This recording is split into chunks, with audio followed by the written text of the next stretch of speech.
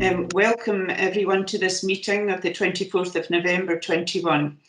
As has previously been agreed, the meeting will be recorded to facilitate accurate minutes.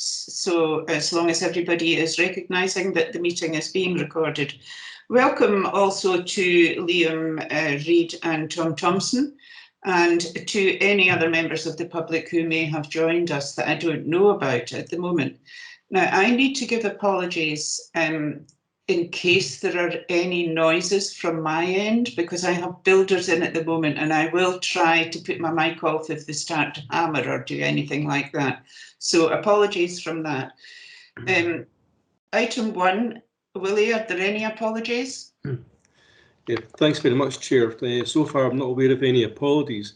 And if you mind, I'll probably now take a roll call for the purposes of the minute, and if members can confirm they're present when I call their name.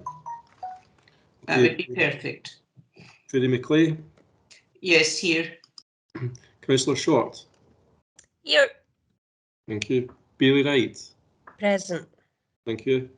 Donald McPherson? Sorry, yes, I'm here, Willie. I just couldn't switch my mic on. No problem. Thanks very much. Vicky Irons? Yeah, I'm here, Willie.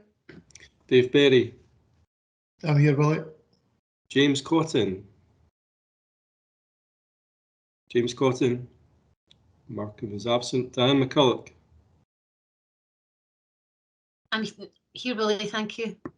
Thank you. Tony Gaskin? Hiya.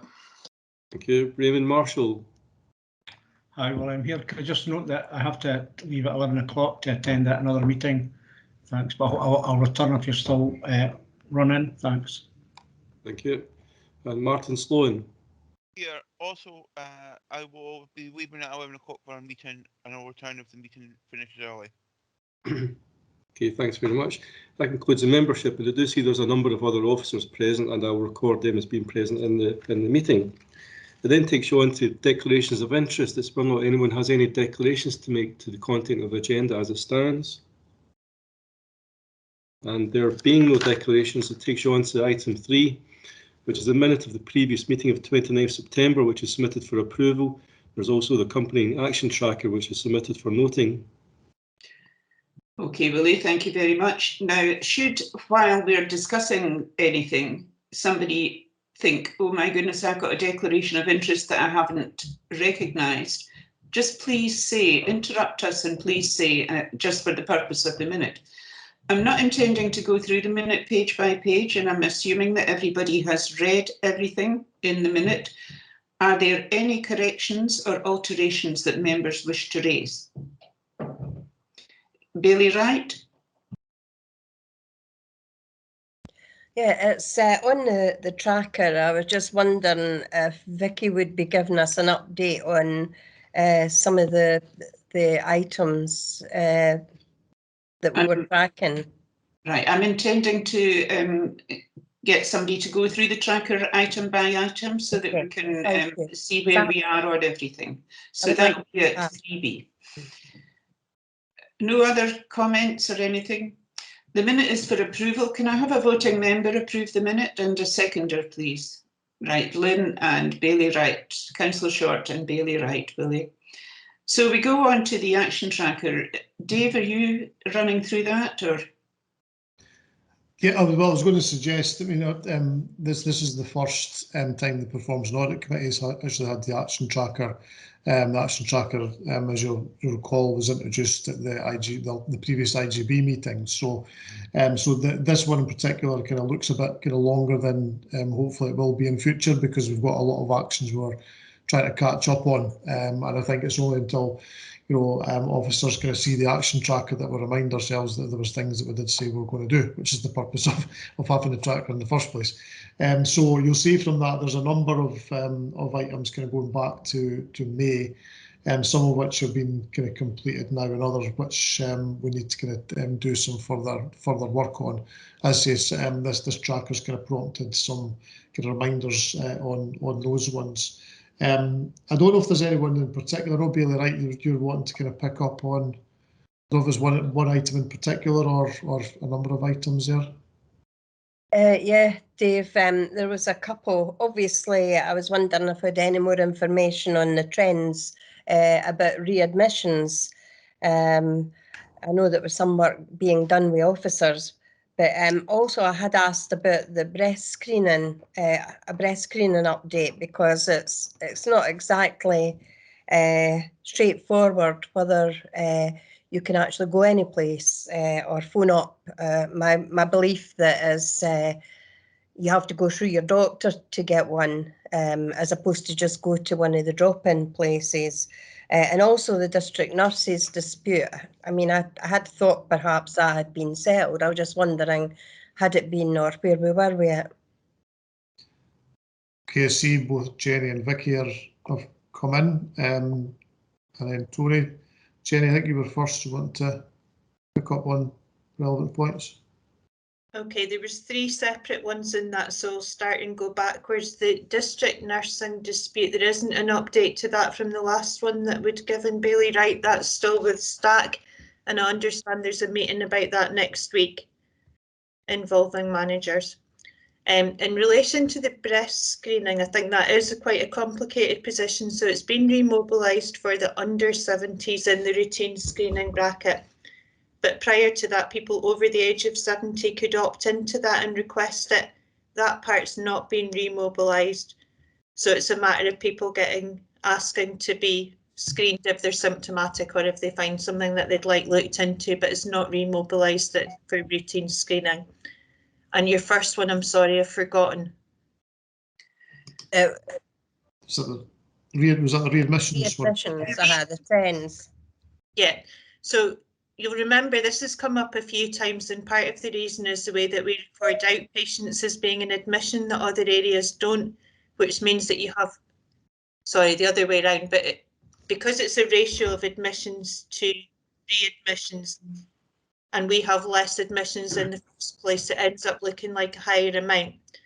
So Perth have recently asked for a bit of work to benchmark it using the same databases, and when you look at it that way, we're not such a significant outlier, and Perth's actually under the average. So what we need to do really is make sure that we're actually comparing the same data that look better. Dundee would still sit slightly above the Scottish average, so we are wanting to do a bit more information. When we looked at it previously, there was a number of areas that came up in Dundee in the past, which were particularly under 18s had a high level, which wouldn't be so significant for us, but respiratory and surgery, we've done a fair amount of work with them, so that's not the same issue. But we're kind of halfway through that, so I'll bring an update next time if that's okay. Yeah, that's fine. Thank you very much for that. Okay. Okay, Willie, who was next?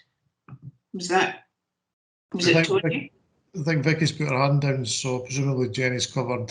So yeah, over to Tony. Yeah, not a matter of great excitement, but for anyone waiting for the assurance principles mentioned in item 13, I've just sent, I thought I'd sent those before, but I've now sent those to Willie so they can be shared, presumably with the minutes of the meeting.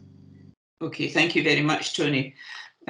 Willie, for the purpose of the next audit committee meeting, I would like all those actions that are in progress to again feature so that we can run through them and just keep a track of them. So if you could make sure that they feature.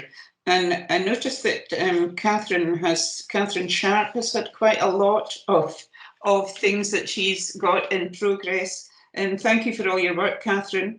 I was looking at the analysis of the position in relation to the figures for the North East and to establish what learning could be achieved for the benefit of other areas of Dundee.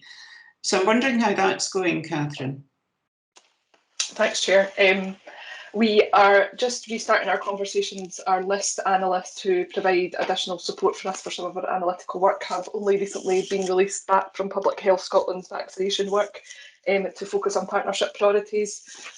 So we actually just yesterday were having a discussion about the next pieces of analytical work that we want to do in relation to both that item and some of the other items on the list around readmissions and falls.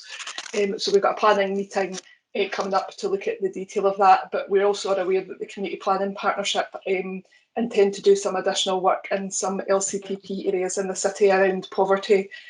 So we're keen to link to Peter Allen, the Community Planning Manager, around the work they intend to do, because that's focused on tackling inequalities and how we might link some of our analysis to their planned work as well, to have a look at impact around inequalities. So that'll take in not just the action around the North East, but some of the more general points that we've made around further analysis in relation to inequalities and performance across the LCPP areas.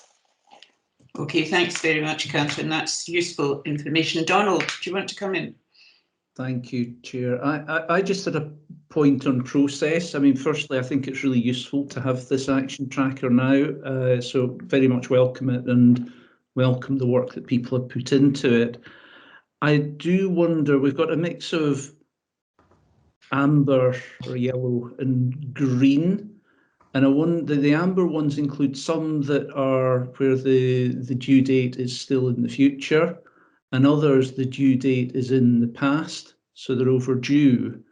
And I wonder whether it might be useful that those that are overdue are flagged as red rather than amber, because it would then just help us focus in. It's not trying to weaponize it, but I think it might just help us help us to identify trends and possible issues.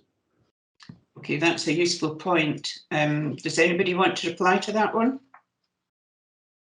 Are we all agreed then that we're going to change the overdue? Oh, Dave, sorry. Yeah, no, I think that's fair comment, and so this the tracker itself is still a wee bit of work in progress from our side, as it is. So the timeframes that have been put in at the moment are really the following Performance and Audit Committee meeting. So if it was the May, the next committee was September. Now some things will be definitely reasonable to expect that things would be done at that point, but there might be other ones that are actually a bit of a longer term piece of work that would take a number of months. So I think that's a fair point. I think we need to refine the time frame that's going to set there as well. So so a combination of the two should get it hopefully a bit more focused for you all. Thanks very much, Dave. I know the action tracker is in its infancy, and as chair, I would like to say I'm so pleased to see it as part of our agenda, and thank you for all the work that's been done to get this process in place. So, Willie, I don't see any other hands up. Okay, so we'll go on to item 4, membership. Willie, do you want to run through that one? Yeah, thanks very much, Chair. This is the membership of the Performance and Audit Committee, and you're simply asked to note that yourself, as Trudy McClay, Donald McPherson, Dr James Cotton, Raymond Marshall, Martin Sloan have been reappointed as members of the committee, and that you've been appointed as chairperson. This is for noting. Okay, thanks very much. We go on then to item 5, the Audit Scotland Annual Report and Integration Joint Board Annual Accounts. Now, I'm assuming that everybody has read this. Bailey Wright, do you want to come in just now? You're on mute, Helen. I just thought I would get in the queue. Oh, right, okay. Because I have two questions. Okay, I'm just going to make a few comments on this. The purpose of the report is to present the draft audited annual statement of accounts for the year to March 21, the 31st of March 21 for approval, and to note the draft external auditor's report in relation to these accounts and approve the response to this report. The report summarises the findings in relation to the overall audit of the IGB for the year ended 31st of March 21.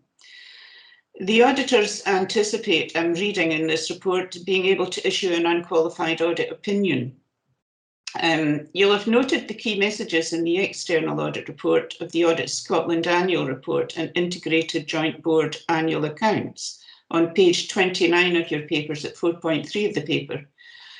It is an unmodified report, and for the benefit of those of us who are not accountants, Donald, you're excluded from this. An unmodified opinion implies that the auditor was satisfied and that the statements met the requirements demanded by the regulations and that they were prepared in accordance with accounting principles, criteria and standards. I felt it was quite important to note this because I've read these unmodified and unqualified and thought, what does that mean? So I've had to use Dr. Google to learn about it. My comment over on the papers, over the last year, the board members have participated in specific events related to budget development and risk management. However, the development programme, a formal development programme, has not progressed to the extent that has been planned. I think this is very important, particularly since we've got new members of both the IGB and the PAC committee. And I think, you know, these development sessions are very useful. Even the induction sessions are useful for even members who have been members for a while to join. So I would ask that this could go in as an action to bring the development induction for members forward a bit. IJB members did take part in a risk development session. It has been suggested within the report, within the audit paper, that further understanding is needed of the risk appetite to ensure risks are understood and managed. I think the risk development session was excellent, and I think our understanding has grown quite significantly, and I'm hoping that everybody else agrees with me. My question is, the discharge to access care pathway has proved very successful, and I've noticed really improvement in the past few weeks in reduced bed days. I want to congratulate the staff. But I had a question on reading the paper at page 13 of the unaudited annual accounts. How long does it take for guardianship applications under the Adults with Incapacity Act to get done? And I also wanted to comment that it's very pleasing to see the remobilisation plan is reviewing areas that worked well due to COVID and will inform the plan as we live with COVID in the longer term. So I've only got the one question about the guardianship. Is anybody able to answer that one?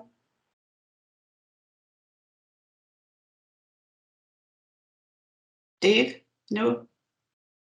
Sorry, Judy, I'm actually having technical problems. I actually now can't see the document itself, but I was wondering whether Jenny or Diane would have a response around the guardianship one itself. It's not one that I have sufficient detail on. I was wanting to come in after that as well. So. Okay. Okay, Diane, are you able to answer that? Could I ask your forgiveness and tell me what page it is that the guardianship is on? I'm scrolling and not finding it. I've got the paper at page 13 of the unaudited annual accounts. Okay, do you have that as the, bear with me. And would you mind repeating the question, Trudy? It was just to ask how long it takes for a guardianship application under the Adults with Incapacity Act, because it did talk about the discharge to access care pathways and some of the bed days being related to the difficulty in getting guardianship applications through. So I'll start, but I see Jenny's put her hand up. So it can vary in terms of the length of time in terms of guardianship, and it's not always about our ability to work through that. It's sometimes about the availability of solicitors. It depends on the nature of the guardianship and the way in which that might come in, length of time to take reports, engagement, and also there has been some delay over the past period of time where it needed to go to court. So there are different reasons why the length of time for a guardianship can vary in terms of the work that we're doing. We're also looking at the number of MHOs that we have in order to support the process. And we reckon that we need approximately about 2 more additional MHOs, but Scottish Government have recently introduced some additional funding that will actually support that and support our recruitment. So that will go some way to help. In regards to specifically in relation to discharge, I'll hand over to Jenny if Jenny wants to come in and say something additional, because certainly she manages that aspect of the service. Okay, Jenny, do you want to come in? Thanks, Diane. I was just trying to get my hand down and pressing all the wrong buttons to do it. I think Diane's covered that really well, but specifically in relation to discharge, I wasn't sure what the question was in relation. Is that discharge?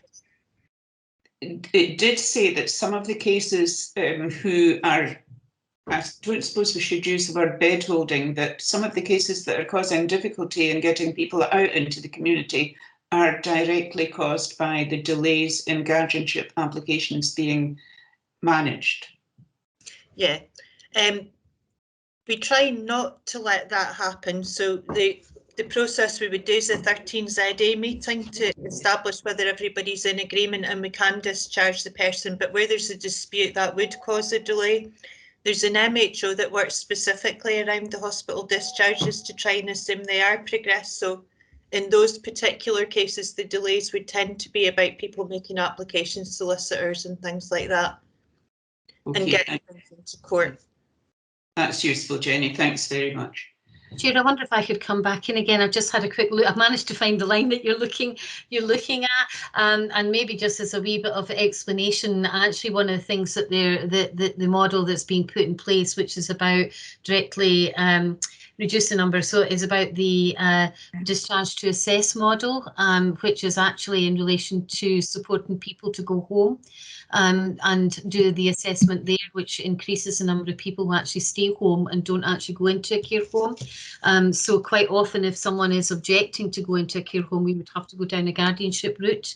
Whereas if actually what we're doing is supporting more people to go home, then that will reduce the number of guardianships which are actually needed to be applied for, or the use of 13ZA, which would move people into a care home because we consider that to be in their best interest. So there's a combination of both things in regards to the approach that we're taking, which will actually help support some of that timing around the level of guardianships and the time it takes. So a bit of both involved in the information in the report. Okay, thanks very much both. I've now got a very clear understanding of what is happening. Thanks very much. Bailey Wright? Yeah, thank you, Convener. I agree with you with a lot of what you've said, especially on training. Really, we shouldn't, we can't really get enough of it because things are changing quite well.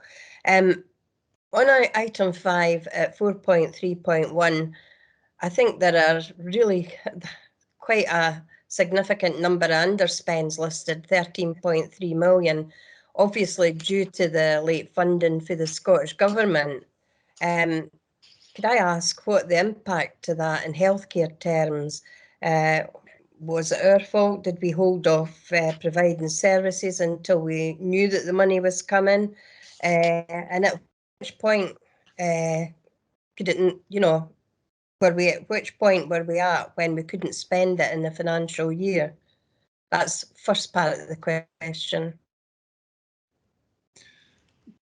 Chair, I'll come back on that. Yeah, so in terms of the reasons for us having such a significant kind of reserves position, I was saying a lot of it was to do with the new, or most of it was to do with the additional funding that came through by the from the Scottish Government, and that was right at the end of the financial year. So I think the announcement was kind of something like early March. So there was no way any IGB, and I think this is the position across the whole country, that any IGB would have been able to spend the additional funding that was provided.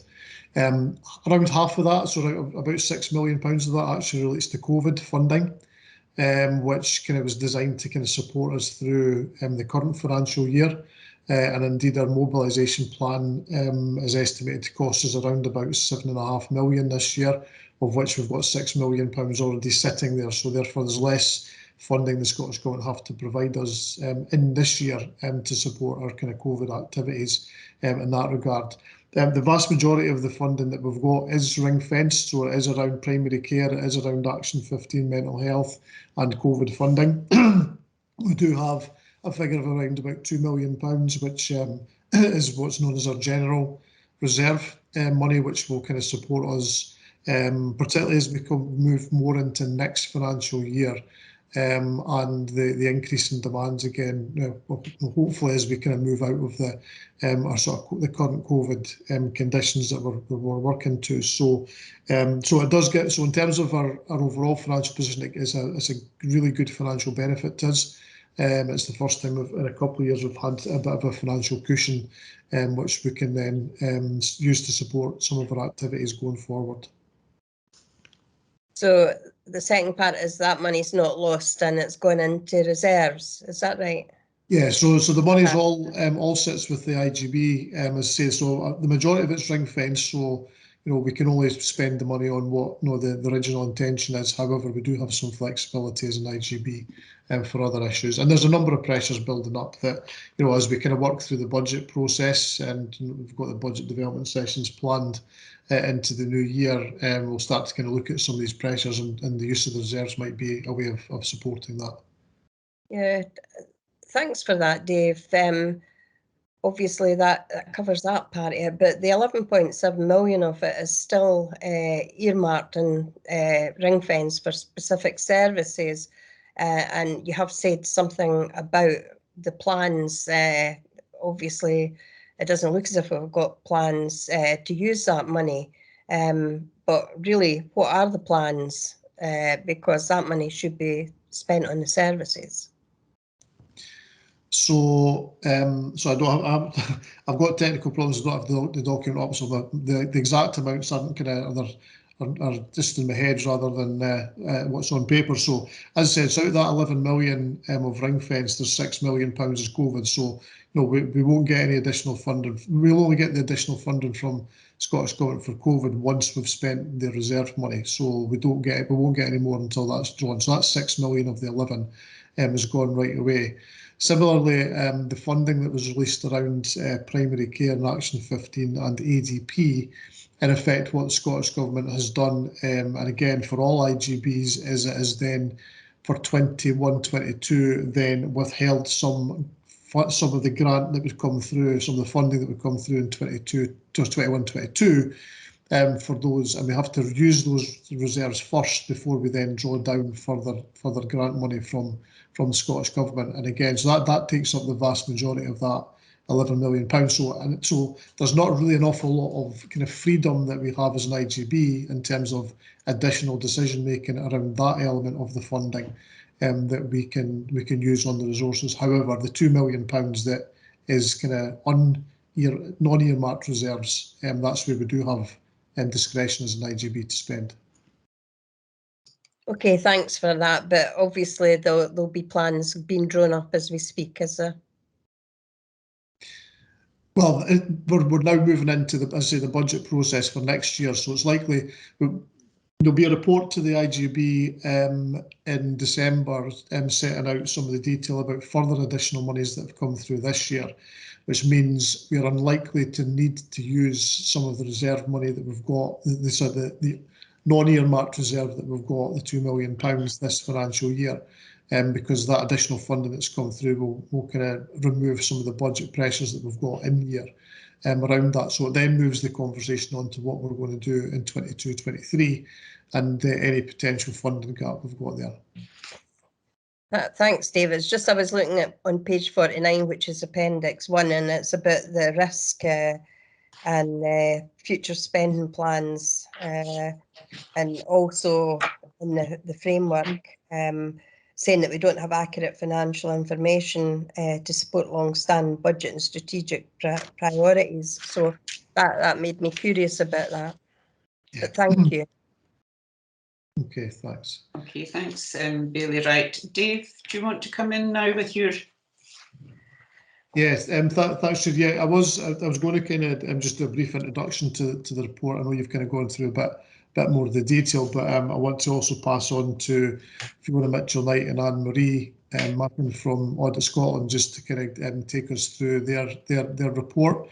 So just my kind of initial sort of kind of overview was really just to kind of say, well, this is the audited accounts that are going to go alongside the auditor's report, and you've picked out some of the sort of main issues there. This builds on the unaudited accounts that was submitted to the IGB back in June. And we've taken advantage collectively between ourselves and Audit Scotland, taken advantage of the additional timescales that have been afforded to us under kind of coronavirus legislation to present the accounts in November rather than September, which would be a normal year. And I'd just like to pass on my thanks to all the finance team who've contributed to pulling the accounts together and supporting the auditors, and also members of strategy and performance team, who have provided some kind of other performance information, and others who have kind of contributed to the production of the final kind of audited accounts document. Also, can I extend my thanks to Audit Scotland for working through the various kind of elements of the audit with us, and I think hopefully Fiona and Anne-Marie have the same view. But I think it's been a good kind of well managed process, and we've not fallen out over anything, which is always a good sign as well. So I'd like to thank them for that. I think for me, having been presented with the auditor's report, while acknowledging there's a number of recommendations there, which Fiona and Anne-Marie will kind of pick through, I think reflecting back on where we've been in previous years, I'm quite pleased to see that we've advanced quite a number of the governance actions that had been kind of raised in previous years, and I think we've got something like 5 recommendations to kind of build to use to kind of follow, most of which probably are around kind of building on what we've already started to do and taking some of these developments to a new level. So I'm particularly kind of pleased to see the kind of recommendations that we've got here. And so I'll pass on to Fiona and Anne-Marie, and they can take you through the auditor's report itself. Okay, thanks very much, Dave. Fiona, Anne-Marie, do you want to come in? Thanks, Trudy, and thank you. It's good to be here today to conclude on the audit and to provide you with the independent assurance you need on the accounts to be able to approve them today. Trudy, as you said already, the covering letter at page 15 describes how we present an unmodified or an unqualified audit opinion, and I'm sorry about the technical language we use there. We're prescribed by international standards of auditing, and we have to use those terms. But what that means is that we're comfortable that the accounts have been prepared in accordance with the relevant legislation and guidance, and that the financial activities are fairly presented in the accounts. So that's as simple as I can make it. So it's a very good news for you there. And that's, no mean feat for Dave and his team in these difficult times.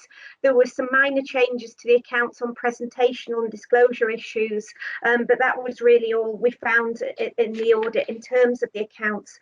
Also attached to our letter is at page 21 is a letter of representation, and Dave provides that to us as part of the basket of audit evidence to enable us to conclude our audit. I'm going to ask Anne-Marie just to summarise some of the issues that are in our annual audit report from page 25. But already I was pleased to hear your discussions about the risk management and the budgeting for the use of the monies going forward. I'd just like to reiterate what Dave said about the high level of reserves from the late government funding is a national issue. So all of the IJBs received funding very late. And so it's sitting there in reserves for spending to meet future COVID costs.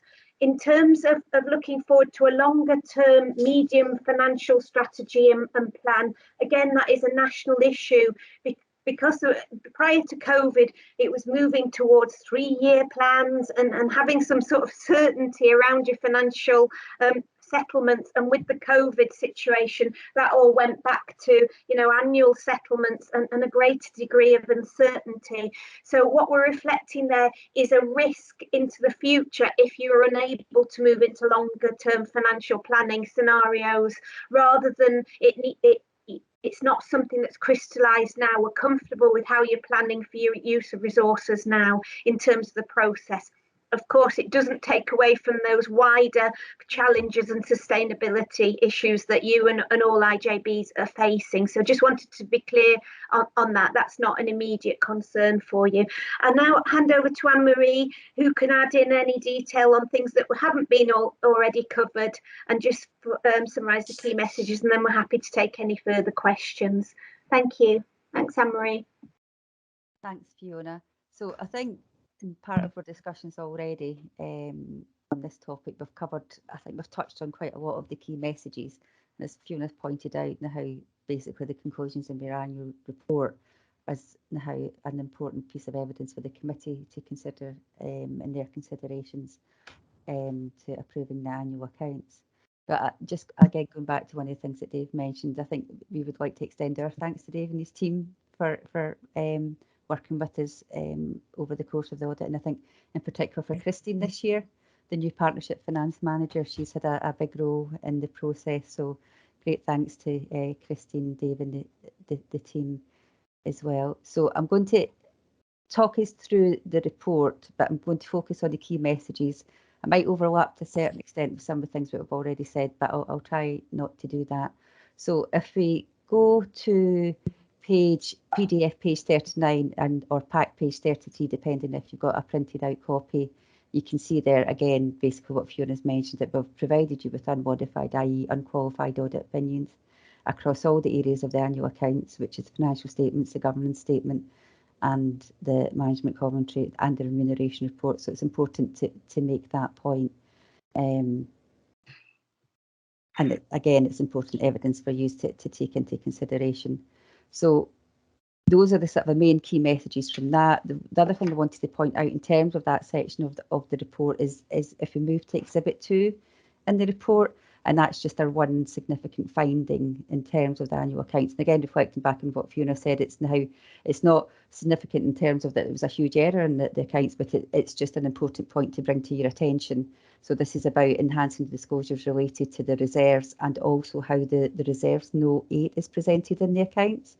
There was new LASAC mandatory guidance issued in this current year, and so that point is stemming from that, and also making the disclosures more clear in terms of the level of funding that came in and what was spent, and then what has gone into the reserves. And again, it's a kind of new thing for the IGB because, as you quite rightly noted, there's a huge increase in terms of its reserves this year compared to previous years.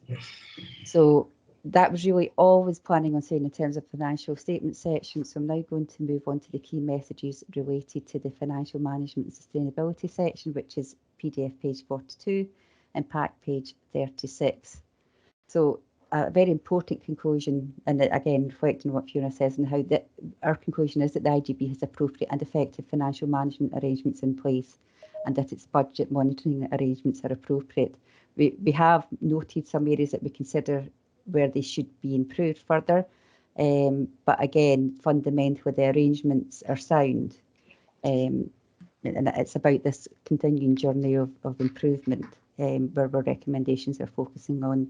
We've already made reference to this year's underspend of 13.3 million, and as we've already noted, that's due to, and by and large, late Scottish Government funding, and in part to a downturn in service activity as a consequence of the pandemic.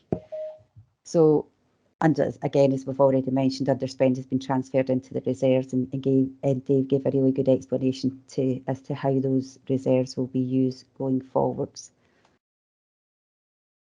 So I'm now then going to move on to the governance and transparency and best values section, which is page 47 and of the PDF document and page 41 of the pack papers.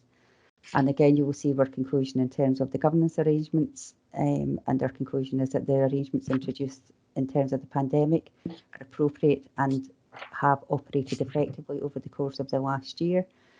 And we have also concluded that there's effective scrutiny, challenge and informed decision making within the IGB governance structures. And that's now very much focused on some of the activities that take place within this committee and within the IGB meetings itself. The other thing I wanted to mention that is this year we've also been able to report on that there's been improvements related to the governance arrangements as a whole. And we've pulled out some of the key areas where we consider that to have been achieved. That relates to the improvements related to the governance improvements action plan process. We've observed that the risk management arrangements have matured over the last year, and I think that's a really important message because that was an area that seemed to have got stuck for for a period of time. So it's good to see that, and also reflecting on some of the comments that the chair mentioned at the start of this topic. But again, we also reflect that we still think there's some work to be done and it's been reflected by Dave and his team themselves, particularly around the risk management.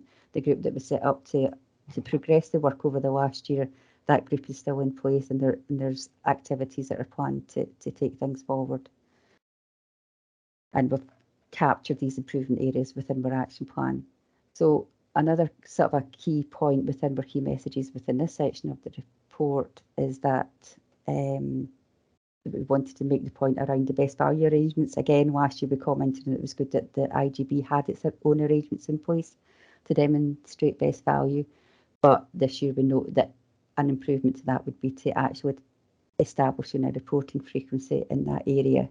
And that's an action that Dave has taken on board. It's an area that now needs to be kept under review and reported as appropriate. And then that was the kind of main things I wanted to say in terms of the key messages. I wanted to just sort of move into just the body of that, some of the key paragraphs within that section. I was wanting to refer to paragraphs 48 and 49. And in terms of paragraph 48, that's just going back to the point that the chair was making. It is an important area now that the training development programme for the members is sort of taken forward. And the reason why we haven't put it in as a separate action in the report this year is because it's already been captured within the IGB's own governance improvement action plan.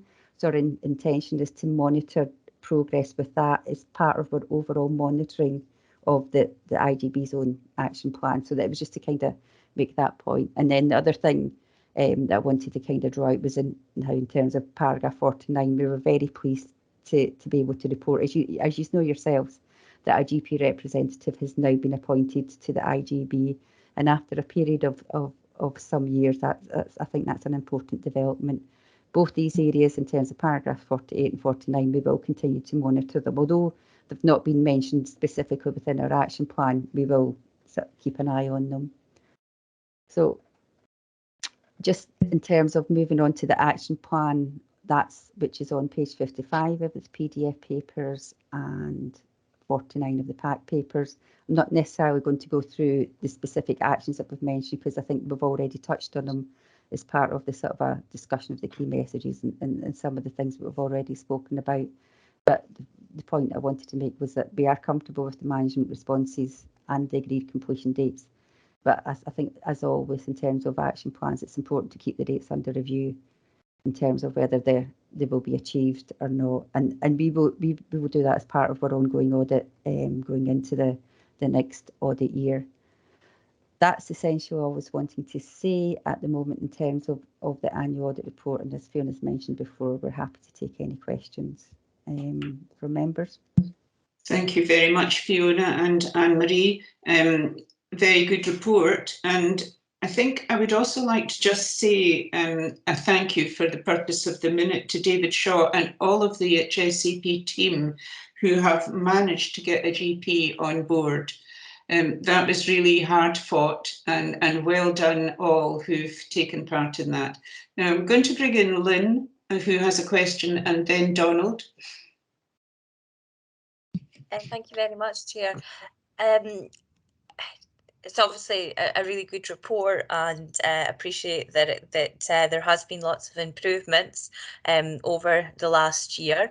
And this might not be something that you can answer, but in lots of the stats, we're compared against the Scotland average. Now, I believe there's 31 IJBs because Stirling and Clark's come together.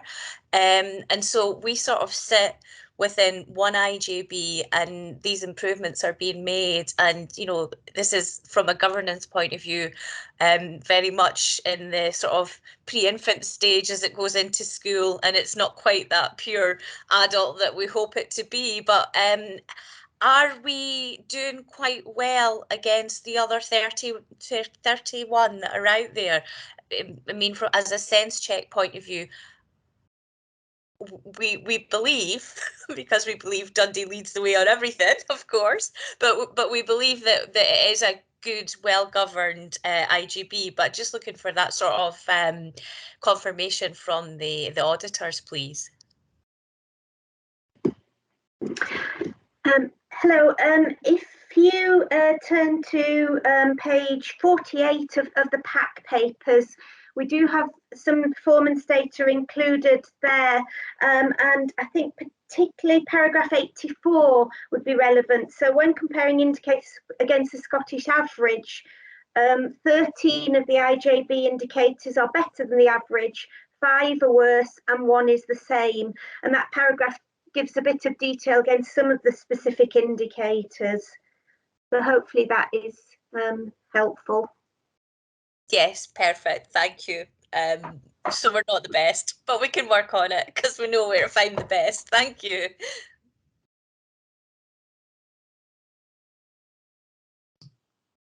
I'm sorry, Donald, if you want to come in.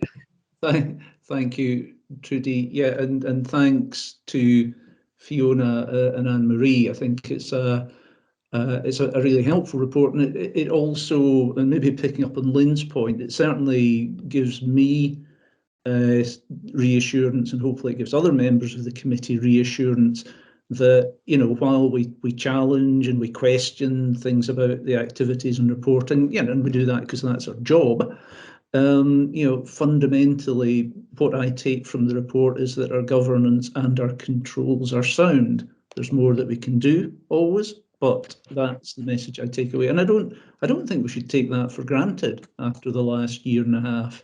So, you know, I think congratulations to Vicky and Dave and the whole team for keeping the show on the road and under control. I had, well, I think I've got one observation and 4 questions, if I may. I mean, the observation on the induction point is, I suppose we're not flying completely blind on this one. There is some really quite useful material at a national level, certainly for those of us from the NHS side on TURIS. And I know that a number of us were on a Scottish Government session on integration just the other day. So there is good information out there.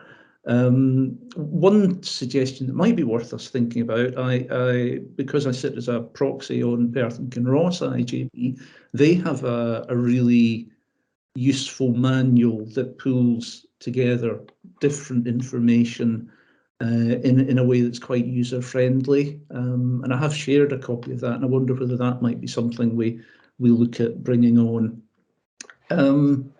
Some questions, if I could. My first one was around the funding and reserve disclosure point, which I think Anne-Marie touched on, and I suppose I'm just looking for a bit more context around, is this something where there were different views as to how it should be interpreted, or was it just you know, fair cop gov, we got it wrong, we'll fix it? So that was question 1.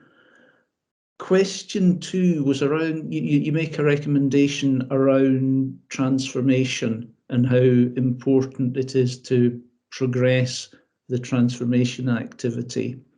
And it's something that we've talked about at the committee before, because the longer you wait to transform, the more you spend on the old way of doing things.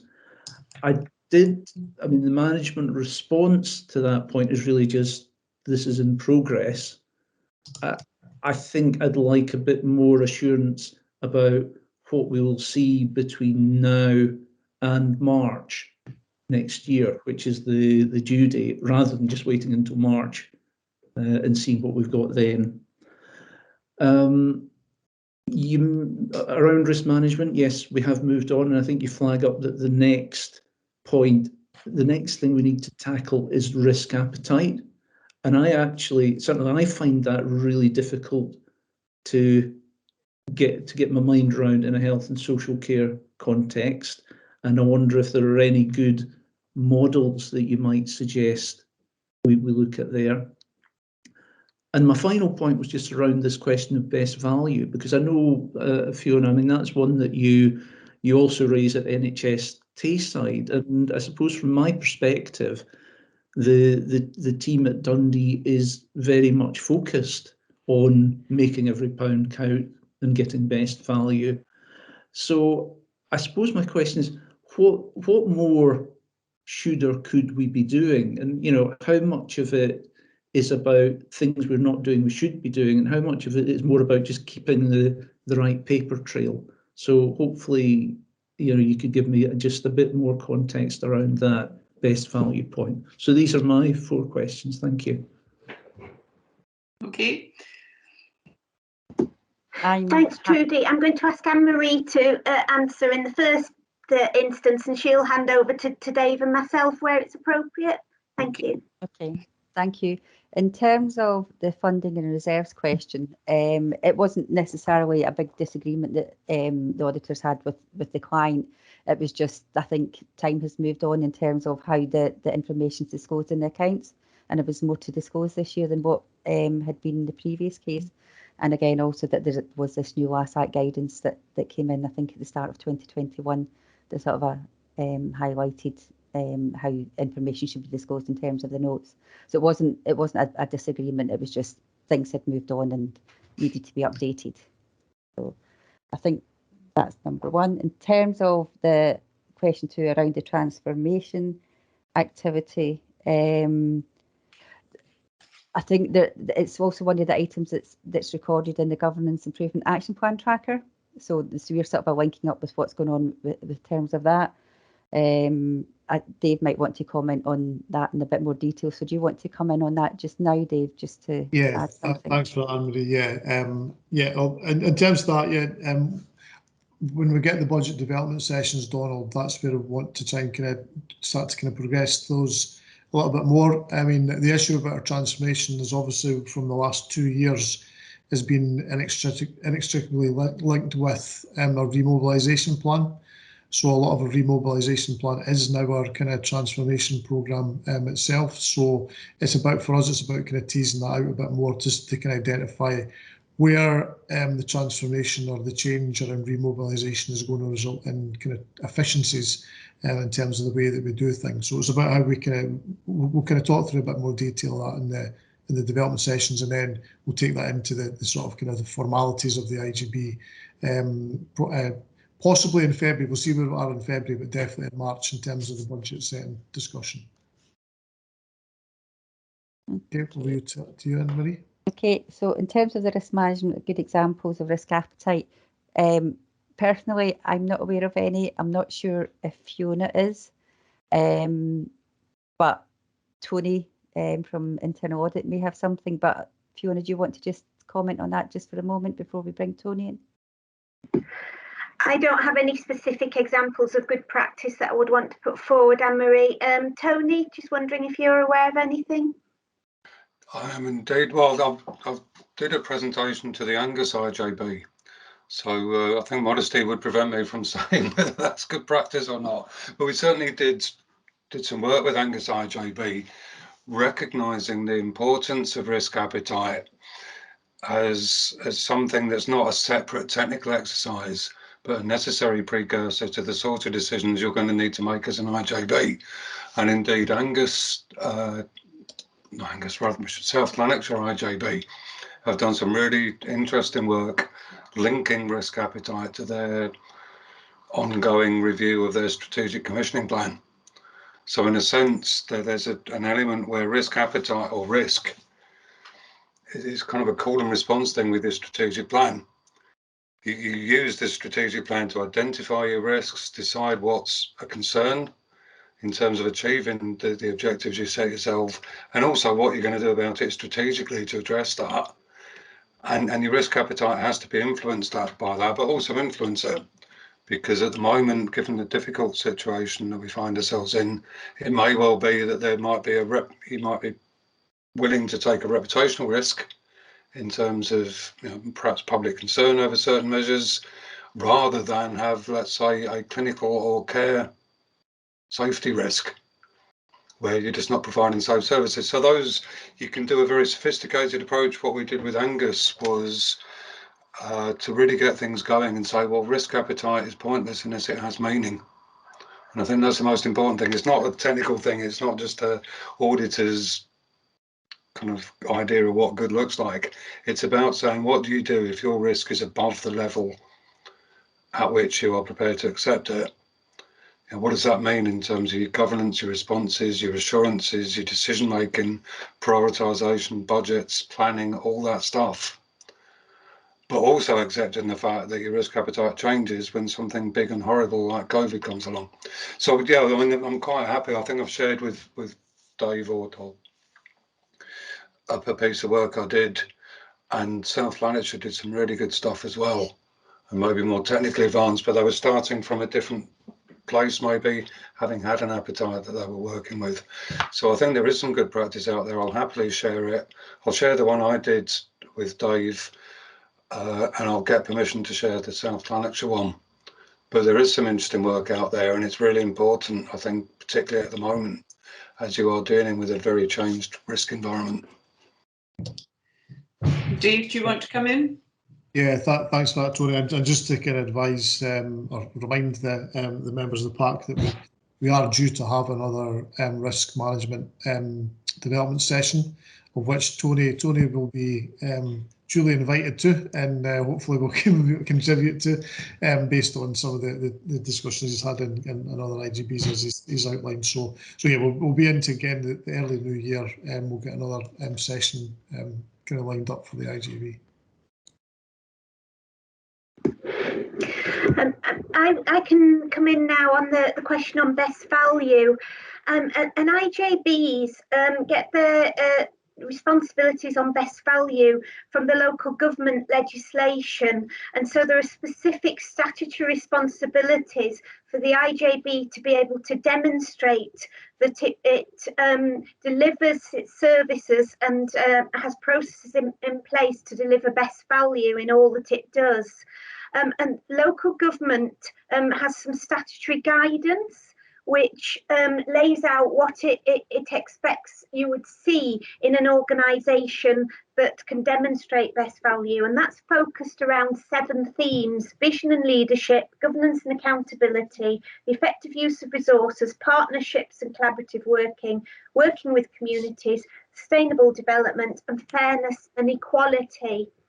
And you're right that you would expect all organisations to be able to demonstrate that they're following good practice in all of those areas. But because it's a specific statutory responsibility that you can demonstrate best value, it's appropriate that all organisations have some process for assuring that the audit committees or the boards that those are in place.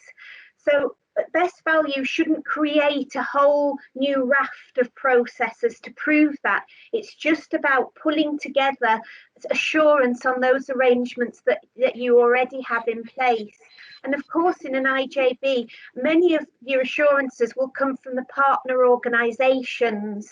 And it's appropriate that you use those assurances in terms of your best value demonstration. So to some extent, it is a bit of a paper trail in that you as an organisation need to reassure yourselves on those arrangements from time to time. And we're pleased to say that the work in the IJB has progressed on that, but we think that you should formalise the intervals over which you do that review. Just to let you know that up till now, Audit Scotland, we have a responsibility to audit the arrangements for best value, and our work has primarily focused on the audit of councils rather than IJBs. But at the end of this current round of audit appointments, so the audit appointments are lasting 6 years. So from 2022-23, there will be new auditors in place, and they'll be working to a new code of audit practice. And that will bring with it new approaches to the audit of best value in IJBs. And there will be specific reports on best value in IJBs published on each IJB from that time. It will be like a 5-year programme similar to that some of you might have noticed in the councils. So part of the questions we've been asking now have been preparing you ready for that coming. We deliberately didn't go in heavy-handed in the early years of the IJBs developing its governance processes, because that wouldn't have been the right priority for any of you. But it's certainly something that IJBs now need to formalise, and we're giving you a bit of a warning shot about that audit that will come. So absolutely not creating lots of new processes, but from time to time just checking in and getting an overall view about those sort of 7 thematic areas for you as a committee to assure yourself. Hope that's been helpful. Yeah, thanks very much, Fiona, and to others for the answers. Thank you. Thank you very much, everybody. I don't see any other hands. One of the things I would like to say is it was interesting to hear about the P&K manual for induction that's been shared with Dave, and that sounds like it's very useful. And it just brings to mind the Minister for Mental Health, Kevin Stewart, had mentioned that we need to be sharing information across the 3 IJBs in Tayside. And sharing information about good practice so that we're not all trying to reinvent the wheel. And I would suggest that this is perhaps one manual that could be shared with all of us on the IJB and on PAC, Dave. Thank you for a very interesting discussion. Willie, can I ask you to run through the recommendations? Yes, thanks very much, Chair.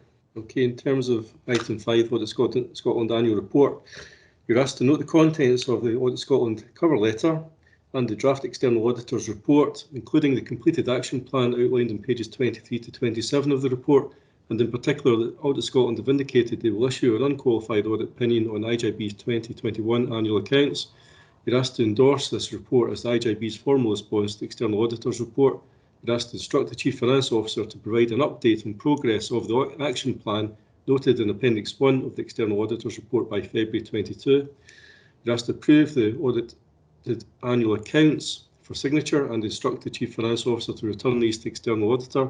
And finally, you're asked to instruct the Chief Finance Officer to arrange for the annual accounts to be published on the Partnership's website by no later than the 30th of November 21. Thank you, Willie. Are the committee in agreement in accepting the recommendations and forwarding them? I'm seeing lots of nodding. Thanks very much. Willie, we'll go on to item 6 now. Yeah, thanks very much. Before we go on to item 6, I've got a notification there to say that Dr. James Cotton has now joined the meeting. So just for the purposes of the minute, can Dr. Cotton confirm that he's present?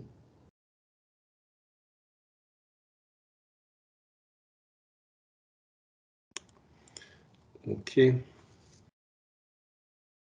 We'll do a check on that. Item 6 then, before his internal audit report, performance management. Okay, the purpose of this report is to present the findings of the internal audit review of performance management to PAC. I'm just going to do a little preamble before I bring in Audit Scotland. I note that Dundee IJB is ahead of many other IJBs. The Internal Audit Service has an overview of. At 4.4, I note that some improvements are suggested, and you'll also have noted at 4 on page 115 of your combined papers the statement the Performance and Audit Committee has formal responsibility for regularly scrutinising the Dundee Health and Social Care Partnership, including how it's achieving its vision and strategic priorities, overseeing the financial performance and meeting other aspects of the governance activities. The review, however, did identify a small number of findings and recommendations for management to consider in order to enhance performance management arrangements. I'm going to bring in Audit Scotland here and then the auditors here, and then I'll come back and ask some questions later. So Dave, are you coming in on this? Yeah. Yeah, just only to say, Trudy, it's Tony, it's internal audits report. So okay, right. It's one of our kind of substantive audit reports that was on our audit plan. So pleased to see that one's now come to fruition. So I was going to pass on to Tony just to kind of do a brief overview of the report and the findings from his service. Okay. Thanks, Dave. I think as you rightly say, Chair, Dundee is ahead of many other IJBs. In fact, all of them on my patch in terms of its performance management. And it was an interesting report because it was one that was done by our local authority colleagues who obviously only have exposure, if you like, to their own body, the council, and in this case, Dundee IJB. And we, of course, do have a wider context. So there was quite a lot of discussion as a result of that, because certainly from my view, and this is something, you know, and you do have clients that are ahead in certain things. South Lanarkshire, as I mentioned earlier, has done a lot of good work on risk management which I shared with Dave, and then I'll just say that Dundee's now up at that level. And also they're quite well ahead on their strategic commissioning plan, which is great for me, because as auditors, we don't actually have any good ideas ourselves. That's why we're auditors. But we do recognise, hopefully, other people's good ideas when we see them. And Dundee is exemplary in terms of performance management. And literally only yesterday, I was speaking to an IJB and saying they should speak to the Dundee team, because you have looked at some of the issues that they were facing in terms of reporting, benchmarking, all of these things that you do well. So yes, there is, there are bits that can be improved, and they can always be improved, but it's got to be in the context of Dundee being a lead organisation in this field. So the good things is, as I said, you do the benchmarking, you've managed to find ways to get data that other people just haven't, and I think that data is specific. So one of the things we always say is about, don't just use the data you have to hand. You as an organisation have gone out and looked for data that supports your objectives, not just going to use what was lying around, which in particular on the health service side, there's an awful lot of data, but it's not specifically commissioned. And the assurance principles I referred to earlier, one of the key ones of those that we took from a national group was that you need to have data that reflects your objectives and your specific requirements and commission that, not just necessarily use what you happen to have to hand. And that's something I think you've done well. But as we mentioned in the report, that could be developed further in terms of specific reporting against the strategic objectives. And I think the issue that we always mention and comes out from the assurance mapping work that we've done across Scotland, which is about mapping to risks. And I think you've picked up that baton already. It's something I've mentioned, and it takes time to do that. But I think all of the comments that we have in the report, and I'll be happy to take questions, the overall perspective that I wanted to give is that this is about, a lot of it is icing on the cake. You've got the cake. The other difficult thing that we've just reflected, and to a certain extent is reflected in the grading, is just that COVID threw everything up in the air. And you have this situation where the old objectives that we had, that were by and large set by government and we measure ourselves against, lost a wee bit of meaning just because COVID rendered all our benchmarks, our previous experience, our historical data largely redundant. It was a whole new world, and it's not a criticism to say that you as an organisation need to continually adapt to that. It's just a fact of life, but it's something that does affect our view of how effective you can be in a sense, and something that you continually need to work on. And there'll be no end in sight for a wee while on that one, I'm afraid, just because the world keeps changing. And then you can have a new, and I think that the fact you're going to have a new strategic commissioning plan is key, because again, as with the risk appetite discussion, everything, you're a body whose primary purpose is to produce and ensure the delivery of a strategic commissioning plan, and your performance framework needs to reflect that. And to a large extent it does, because there's a big synchronicity, as you'd imagine, between the objectives you have, the things you report on, and the things that are and very likely will be in the new strategic commissioning plan. Some of those links could be a wee bit better, but I think the time for that is when you've got a new plan. There's not much point mucking around now. Time to do it is just when you get the strategic commissioning plan, because the important thing is, and we've seen this with other organisations, it actually means when you're setting the strategic commissioning plan, you need to do it in a way that allows you to measure things. So having that specificity, having something that can be measurable and time bound and all that stuff.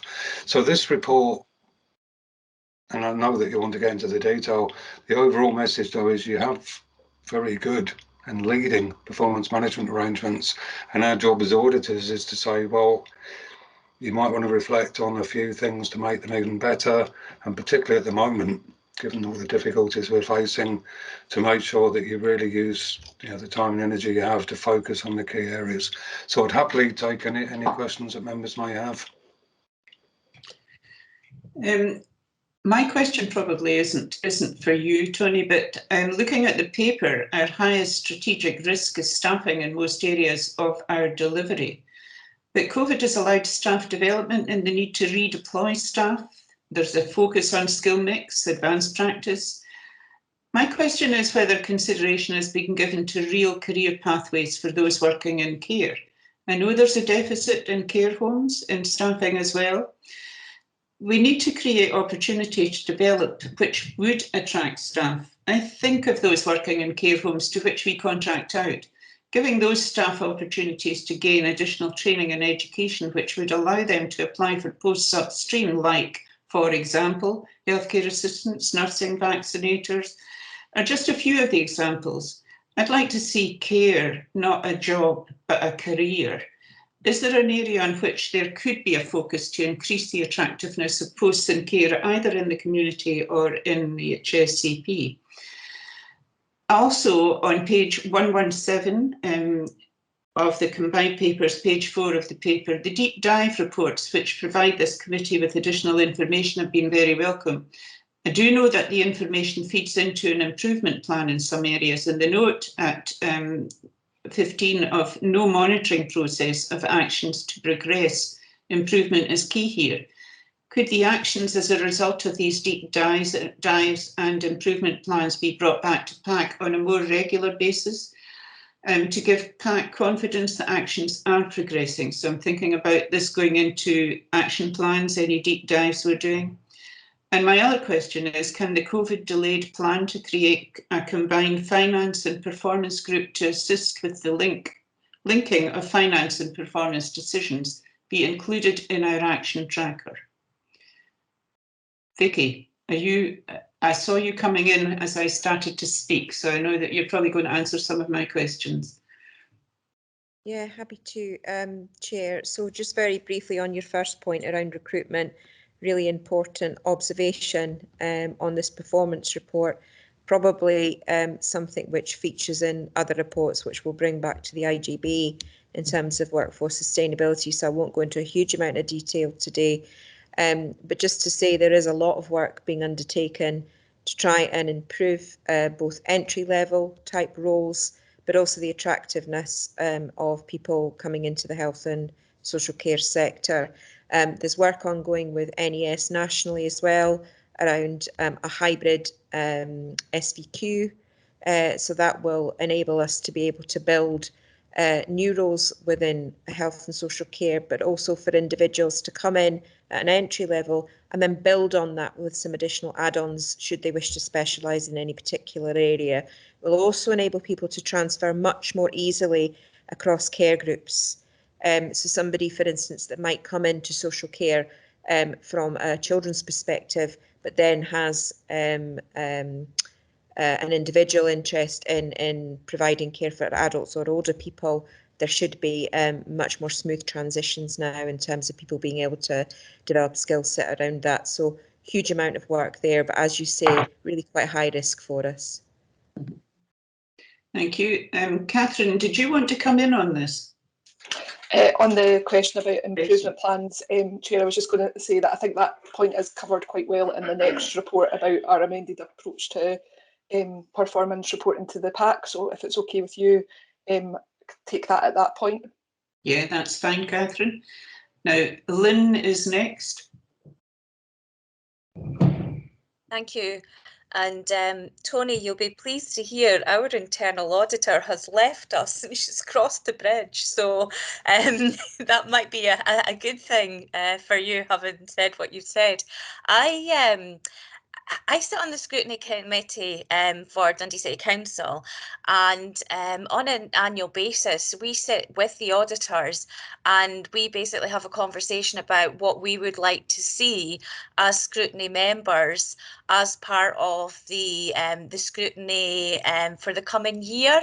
And obviously I'm quite new to this, so I've maybe missed this, but is is the kind of body of what you scrutinise based on the table at the beginning, where we've raised things, for example, and Helen asking about the trips and slips and that kind of thing, or can you maybe just give me a little bit of background of where you choose to audit, if that kind of makes sense? Yes, indeed. Well, we have an annual plan, and that's approved by this audit committee, and that's based on well, traditionally it's based on the risk register. It's quite interesting times at the moment, and I think if you go back, I'll send you a link to the previous plan, because we normally have a spreadsheet which we lovingly tender, and which relates all of our work to the risks that you have, and we have a cycle, and it's all very technical. And bluntly, COVID has meant that a lot of that becomes meaningless. Assurance we produced a couple of years ago just doesn't work anymore. Your risk profile is changing so much. So we did quite a lot of detail in the plan, which talked about why the approach was different this year and why we've chosen the things we do. But the short answer is that you as an audit committee get to review that plan and comment and to approve it. So, but if there are, but we did say as part of that plan, as I recall, that if there were any changes required, because the risk profile is so mutable. So if there are changes required, we will happily consider those. And we do actively review that because things change, and some of our other IJB clients and indeed health board clients, the risk profile changed, so our audit work changed. But we're happy to have that discussion, and it's something that we could quite easily do. Maybe for next year's plan, because largely speaking, we're hoping that with the new SCP, we'll be able to have more of a kind of long-term audit plan. And we'd quite happily engage with the audit committee on that at the right time. And perhaps I could leave that to Dave to resolve. And we have talked also about having private meetings at some point to structure in throughout the year. And again, we could use that as a vehicle for making sure that we pick up any concerns, always linking back to your risk register and other things. But we do that, and we'd happily do that. So the answer for this year is we had a plan, but it can be changed. And that was approved by this committee. But that process can always be improved, and bluntly, it would be better. I think, frankly, the impact on the internal audit plan isn't the worst thing that COVID did, but it did have an impact on the plan. So it's not quite as technical as it used to be, or will be in future. But we'll happily take on board any comments you have for next year, or indeed this, if you feel there's something urgent. It's always, you always have the ability as an audit committee member to say, well, do you know what? I can see why you went that way, but something else could be considered, and that would be an appropriate thing to happen if you feel there is some gap. I personally think it would be quite useful to have the opportunity for us as members to raise things to maybe add, because we may feel that we're getting representation either from within the bodies or within the wider public that we feel might need that additional scrutiny, because it sounded a wee bit like, yeah, you're here to rubber stamp what we've said, and it just doesn't feel like much give and take. Maybe I'm misinterpreting that, and I might have a word with Dave off table and just get a better understanding. But thank you for answering that, Tony. Appreciate it. I'll send you a link to the paper though that explained the reporting process last time, and possibly I'll dig out one of the older ones that was perhaps more technically adept, but it just wouldn't work in the current circumstances. Thanks very much, Tony. I'll bring Donald in now. Thank you, Chair. Thank you, Tony. A good and well thought through report as always, and it's also helpful just to get that context of where we sit compared to other similar organisations, similar IGBs. So thank you for that. One preliminary point just prompted by what you said there around private meetings. I think it's actually a good idea to have periodic private meetings and to do them as a matter of course, rather than only when there's an issue that's of concern. So perhaps something that we could fit into the programming of meetings going forward. I just had really one comment and one question. I suppose that the comment was around, you talk about deep dives and the criteria for when we might ask for a deep dive. And I think my only note of caution there is that we shouldn't be too formulaic about these are the situations where a deep dive can be undertaken, because I think it's always our prerogative as a committee or as a board to say there's something there that we're not entirely comfortable with. We want more investigation to be done, and I wouldn't want us to end up in the situation where the answer was, well, no, that doesn't fit within the criteria for a deep dive. So I think it's worthwhile just keeping that in mind. My other question was around it's your audit point reference 2, and it's on page 128 if you're on the PDF. And the audit recommendation was that we should direct the partners to review the resources required for performance management. The management response, I'm trying to be clear whether that's actually saying, no, we're not going to do a direction, and whether there's a difference of opinion there, or is it just a nuance that I'm not picking up on? Because I think, if we as an IJB are concerned about the lack of resource, we should be considering making a direction. So maybe you could just, maybe both from Tony and either Dave or Vicky from a management side can bridge the gap for me on that. Yeah, I think on the first point, Donald, yeah, I mean that the committee needs to be free to look at things. I think the idea of criteria is just to guide that process slightly. So it's not to restrict freedom, but it is to guide it. So to be blunt, we don't want, there needs to be some degree of objectivity, because otherwise you could have the sound of hobby horses riding off into the sunset, which is not, with a limited time.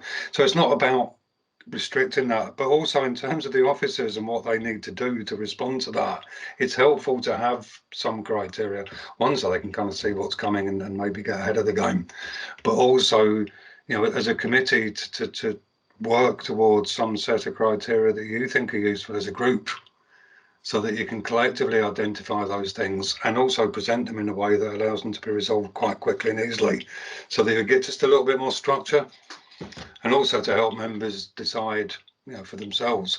So it doesn't restrict people, but it does allow people to have a kind of a set of, well, should I be asking or not? So it's meant to be kind of a guide, not a set of rigid rules. On the other one, I certainly viewed that as nuanced, because yes, the integration scheme is being reviewed. It needs to be part of that. I mean, it's been a long-standing issue. There is an interesting context in which I think any good performance department always wants to do more, but we're also aware that Dundee has actually been able to do things that other people can't, and therefore that resource context needs to be looked in the round, because actually, although it could be better, believe me, out there it could be an awful lot worse. So we're just trying to provide that context, but it is an important issue, and it becomes more important, as we say, moving forward. There's an awful lot of resources moving into the IJBs, a lot of, if you like, the action in terms of what needs to be done to sort health and social care will be done under your auspices. So making sure that you do have appropriate performance management is absolutely right, but also we're just saying, well, have a look around. And it does come back also to that thing, of the deep dives and having criteria. Because the resources are tight, there does need to be some kind of context as to what feels like sensible. And you can define that yourselves, but it does, you'll never have enough resources to look at everything you want to. So it's about how you prioritise, how the organisation prioritises, but also making sure your partner bodies who provide the resources prioritise your needs as well as their own, quite bluntly. So it's quite a nuanced area. But I think, in terms of discussion with the client, I think that the client got those messages, and then you can see from a later paper, he's taken them forward in a very mature way. Can I just kind of come in on the back of that, Tony? So I absolutely agree in terms of the sort of resources and integration scheme review is one element that we're kind of trying to push that from an IGB perspective, but recognising that the resources are tight across both kind of local authority and NHS board. And with the National Care Service on the horizon, depending on what that kind of looks like, is whether there's going to be a commitment by both bodies to then kind of devote resources to something that they might not kind of have kind of control of in the future. And I think just in terms of you mentioned kind of about directions, I think again it's probably kind of back to kind of some of the terminology here. So we can only, as an IGB, we can only direct the parties to do something which relates to the resources that we have in our delegated budget. So if the parties have kind of got centralised performance support, then we can't kind of direct the parties to give that to us. It would only be within the resources that we actually have delegated. Now, we have got some elements delegated, so what you see in terms of the team, which is kind of largely around sort of kind of Lindsay that you'll kind of know, and Shahida, and kind of Catherine's team, that is our resource, supplemented by the list analysts that are kind of provided directly, not from the parties, but kind of directly through, in effect, Scottish Government. So that is the resource we've got to work on, and pragmatically at this stage trying to kind of get additional resource out of the partner bodies to supplement that is going to be really quite challenging. So we are looking at all the kind of range of kind of additional funding that's coming through, because some of that will need that sort of kind of support type functions to be put in place to kind of assist us with that, and that's one of the things that we'll be looking at over the coming months as we get clear as to what we can spend that money on. So just to be clear, in terms of we can't direct the partner bodies under our directions to provide that support. It's not part of the scope of that. Yeah, thanks, Tony and Dave, for both of these points. Thank you. Thank you very much. Another interesting discussion. Willie, can I ask you to go through the recommendations? Yes, thanks very much, Chair. Okay, you're asked to note the content and findings of the internal audit review of performance management, which is attached in the appendix to the report. You're asked to note and agree the action plan associated with the report as a management response to the findings as detailed in pages 7 to 9 of Appendix 1. And finally, you're asked to instruct the Chief Finance Officer to report progress in delivering the actions set out in the action plan through the governance action plan presented to each performance and audit committee meeting. Okay, thank you. I'm seeing nodding, so that's good. I'm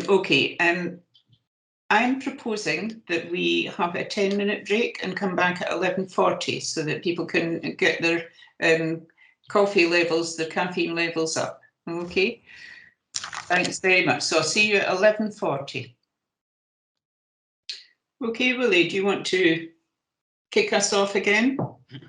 Okay, thanks very much, Chair. Item 7 now before you is the Dundee Health and Social Care Partnership Performance Report, Q1. Okay, thanks very much. Is this yours, Catherine? Before we start, I'd just like to remind the committee that the officers who presented this report are keen to receive feedback on the revised style and content. I found the chart at 5.2 outlining the processes particularly helpful, Catherine. Okay, I'll just let you carry on then. Okay, thanks, Chair. I'm going to start off in terms of the first section of the report and the changes we've been making, and then Lindsay will do her usual input around the performance data and what that's actually telling us, because it's a little bit of a report of two halves this time round. So I'll not spend a lot of time on the first half. I think some of it's been given a good airing in the last item, so it's been helpful to have that discussed already this morning as well. But clearly we've been reflecting on the feedback that we've had both from individual PAC members, but also through audit processes including the audit that Tony's just presented to the group around our approach, our overall framework for performance reporting, but also particularly the format and content of the quarterly performance report. So thanks to the individual PAC members who have spoken to us over the last 9 months around that. It's been really helpful to hear individual views as well as to reflect on some of the kind of recommendations arising from audit reports as well. Obviously, we've had a challenge in terms of balancing some of that feedback against some of the requirements that are placed on us legislatively and in terms of accompanying regulations and guidance. And the report obviously highlights that every individual might have a slightly different view about what would be the best approach to this, but we've tried wherever we can to kind of focus on the key themes and to make some changes that hopefully make the Q1 performance format in particular a little shorter and more concise and a bit more accessible for everybody. And for those people that did speak to us, I hope that you'll see some of your comments reflected back in the changes that we've made. As the Chair's already said, as always, when we introduce a revised format for performance reporting, particularly quarterly performance reporting, we always anticipate that there'll be comments and the need for further refinement, and we absolutely welcome that, whether that's in the meeting today or if people want to contact Lindsay and I afterwards. We know that there'll be refinement until we get to just settle on something that hopefully we can then use for a period of time. Obviously, the report also, as well as the change to the quarterly performance reporting, we have looked at the overall framework for reporting in section 5 and recognised, I think in the main we had recognised that the quarterly performance reports historically have tried to do 3 different things. They've tried to present data, they've tried to analyse data, and they've tried to provide some improvement reporting, and perhaps that's meant that it's not done any of those things as well as we might like it to, and we probably need to take a bit of a revised approach. So having a quarterly performance report which really clearly focuses on data reporting in the new format, continuing our work on analytical reports, and obviously noting the discussion in the last item about what might trigger them, and we have some kind of key areas highlighted at 5.4, but I think I take on board that there may be exceptional other circumstances in which we agree in the PAC requests analytical reports. And then also looking at improvement reports more substantively. So Chair, that goes back to your question. So I think we recognise that the improvement aspect in the reports hasn't been as strong as it could have been in the past, and we think that separating those and bringing them as more distinct reports that follow on from analytical reports will give that greater focus that it needs, and also be clearer in terms of our support to operations around the impact we expect those improvements to have on performance data as well. So we're currently working with Matthew Kendall around a Falls report, so that'll probably be the first one we'll see in this kind of revised approach, and looking at that as an improvement report. So again, at that point, it'll be helpful to have feedback from the group. So we intend to move forward with that overall structure of reporting, and it's good to hear Tony comment that he feels that that's a kind of mature approach to our performance reporting. And the last thing I would highlight is just that obviously those are the immediate changes we've made, but at 5.6 we are recognising a couple of other areas. One again, which has been covered today, around needing to develop more local indicators to sit alongside our national indicators, and to do that in tandem with the development of the next strategic plan over the course of next year. And that's a really key priority for us. We think it's really important to do that over that timescale and linked to the plan, because we want to co-produce those indicators with the workforce and other stakeholders, and not just impose them from a top-down position as a performance team, because they're then likely to be quite ineffective and not necessarily the best indicators to show our progress against our strategic priorities as well. We're also continuing to work with the business unit and with Dundee City Council now as well around dashboards and how we might try and present some of this data to you in a more interactive way, in a way that you can access on a more ongoing basis rather than just having it on a quarterly performance report basis. So you have more access to data on a day-to-day basis in the future once we've been able to progress some of that work. But again, that's very much dependent on resources across the system, and obviously Dave's just given an input round about that. So that's all I wanted to say in terms of the changes in the structure of the report and the framework for reporting in the future. And I'll hand over to Lindsay to do the kind of overview of Q1 performance for the current year. Great. Okay, Lindsay. Thank you very much. So in terms of the layout of the data, we have kept the tables 1 and 2, which you previously saw in performance reports, which shows the comparison by LCPP against the 15-16 baseline and the Dundee average for the 6 national indicators we were able to report at this level. So in addition to that, we have added table 3, which goes into a lot more detail and actually allows us to report on a lot more indicators. So table 3, it includes the national indicators and also combines measuring performance under integration where possible. Where we can combine an indicator we have, and where we can't, we've shown them separately. Where possible, we've reported for each of these indicators the difference from the 15-16 baseline, the short-term trend over the last 4 quarters, the long-term trend from our baseline year, the Scotland position, our family group position and the Tayside position. So in terms of what the data is telling us, you'll notice on tables 2 and 3 there are gaps where we would usually report, we would usually exclude the COVID reasons for discharge, and due to unforeseen circumstances we weren't able to get that data in time, but we have assurance that going forward we will be able to include that. But I have looked at the data and it's very much showing a similar trend to previous quarters. When we exclude the COVID reasons for admissions, as you could imagine, our performance improves slightly. But the trends across the LCPPs are very much the same, whether you include COVID reasons for discharge or exclude them. So it's very much the same picture as in previous quarters, and we will add that data in for quarter 2. In terms of what the data is telling us in general, I'm going to follow section 6 of the report just to keep myself focused, because there's actually so much I could tell you, and these are the key highlights which we agreed were the most important to let you know at the meeting. So just going through these highlights, premature mortality rate is high for Dundee, and performance is the second poorest of the 8 family partnerships, and the poorest out of the 3 Tayside partnerships. We're still seeing significant variation in terms of LCPPs, which have are of the highest, most deprived areas having the poorest performance indicators for many.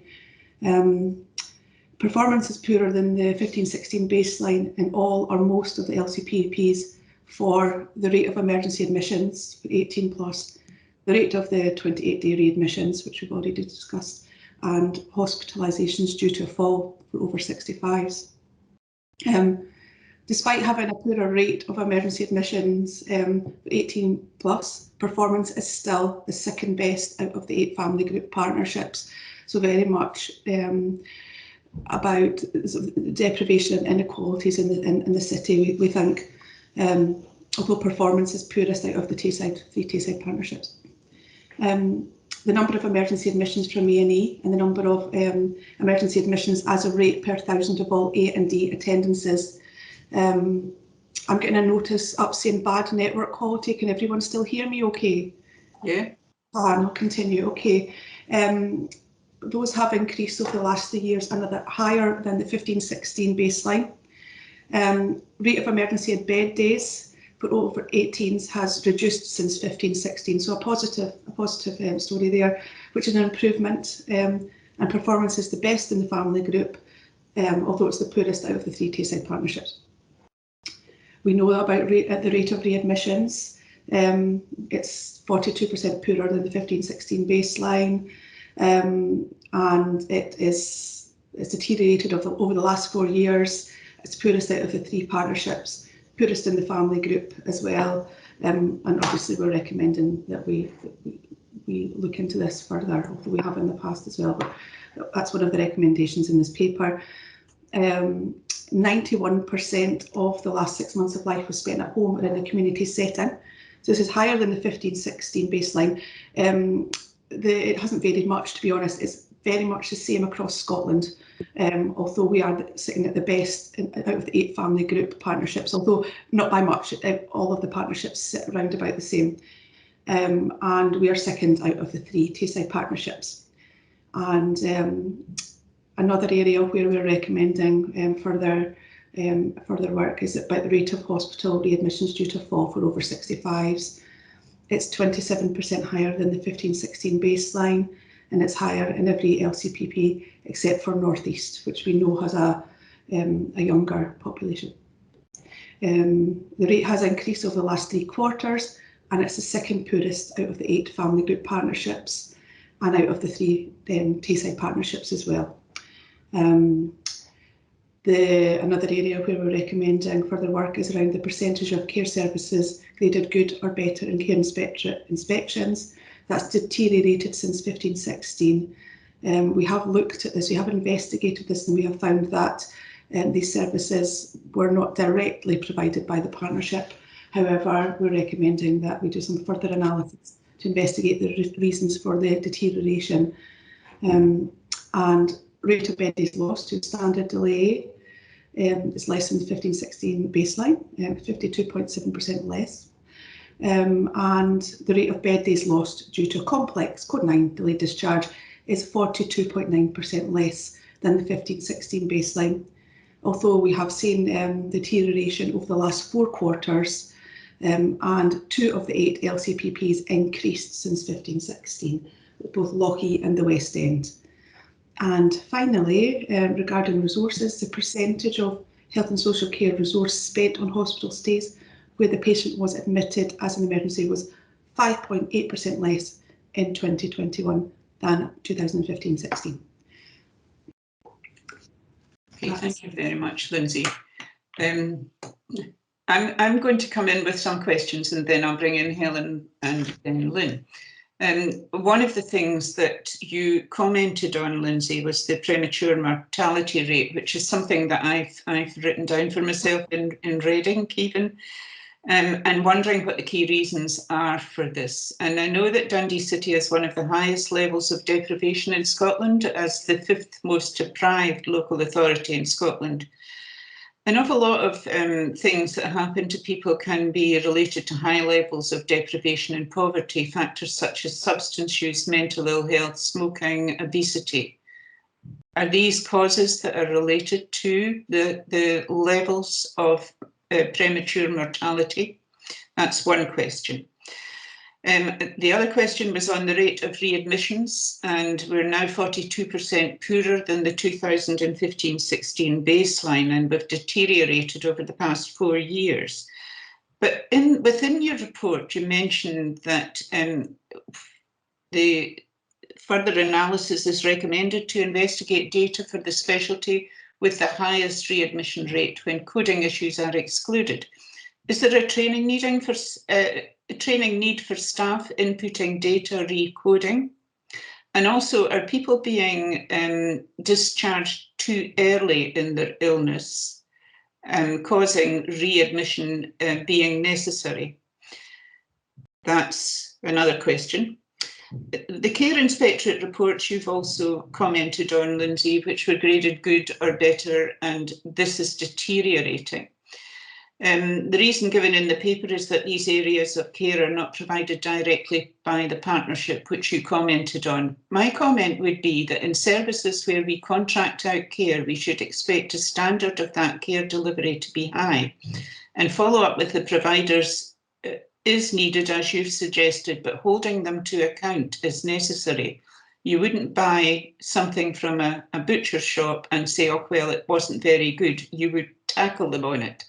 So I think we need to hold people to account, particularly where we're paying them to provide that level of care.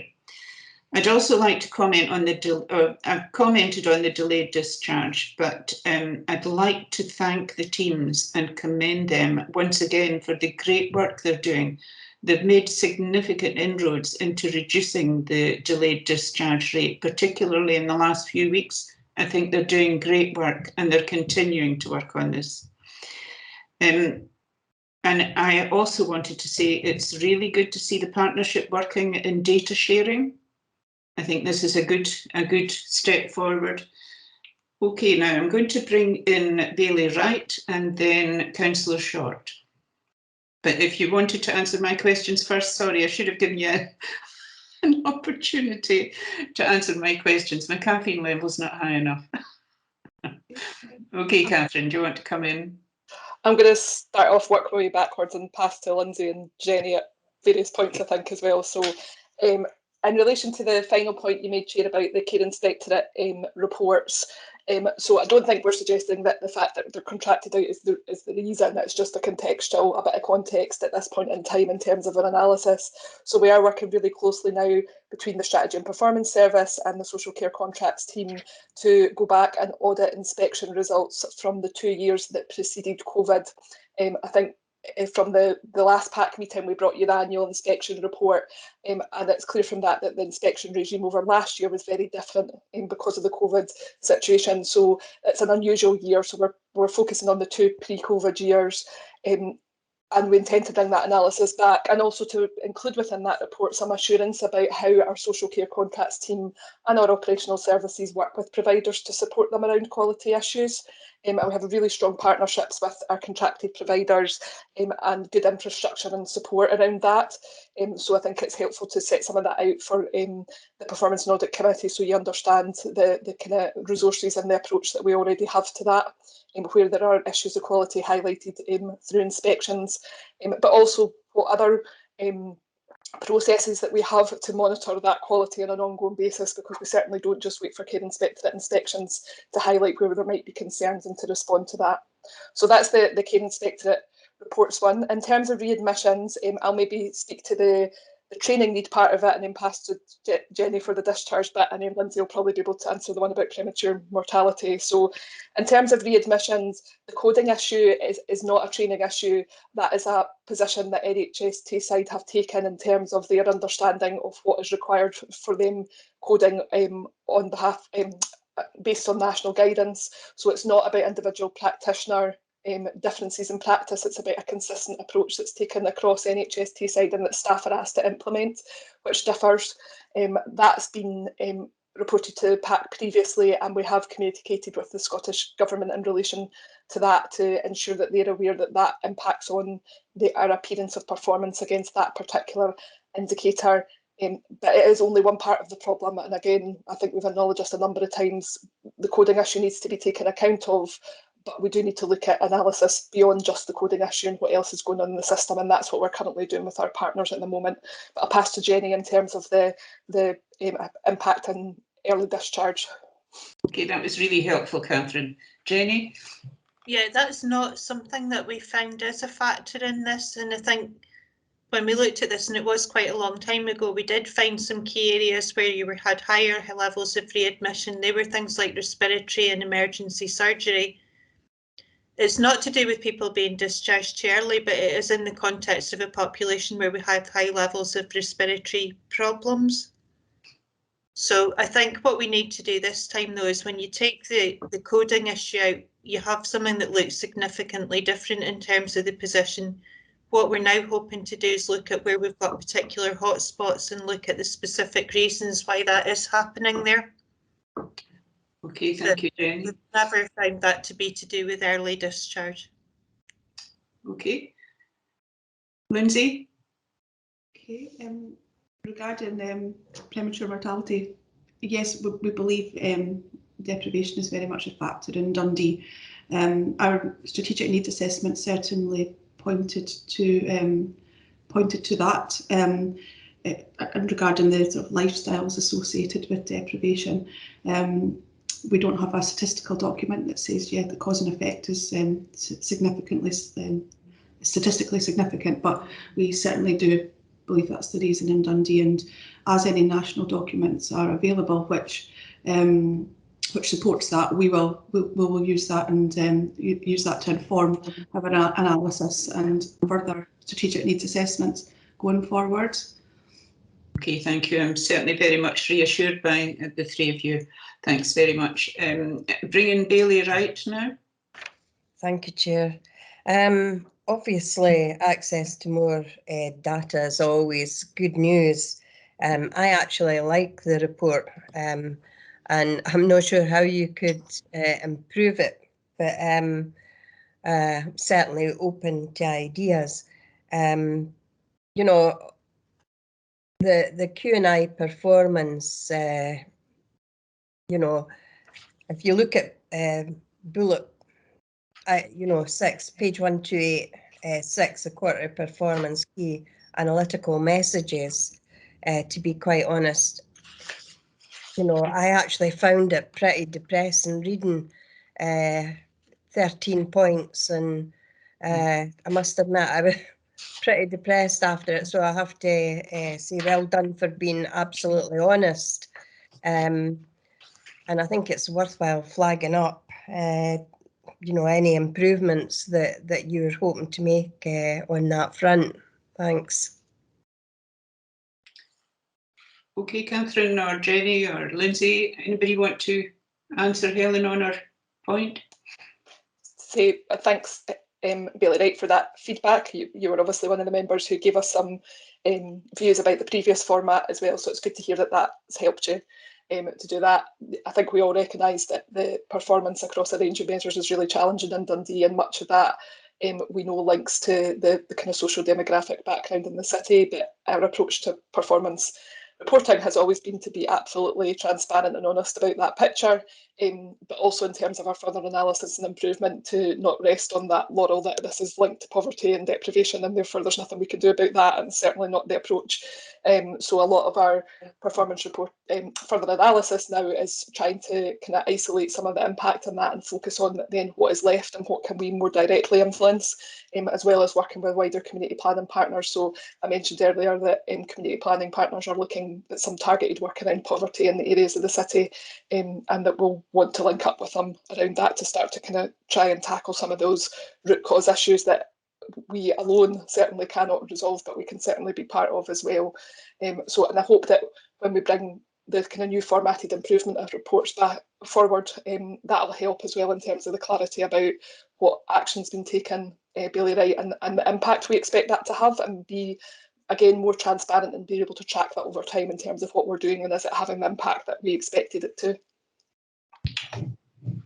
Okay, thank you. Helen, are you happy with that? Yeah, I just, it just took me, it was stark reading, you know, when it kept saying poorest, second poorest, you know, worst at this, worst at that. I just felt just but underwhelmed that it could be as bad as that. But thank you. Jenny, you wanting to come in on that point?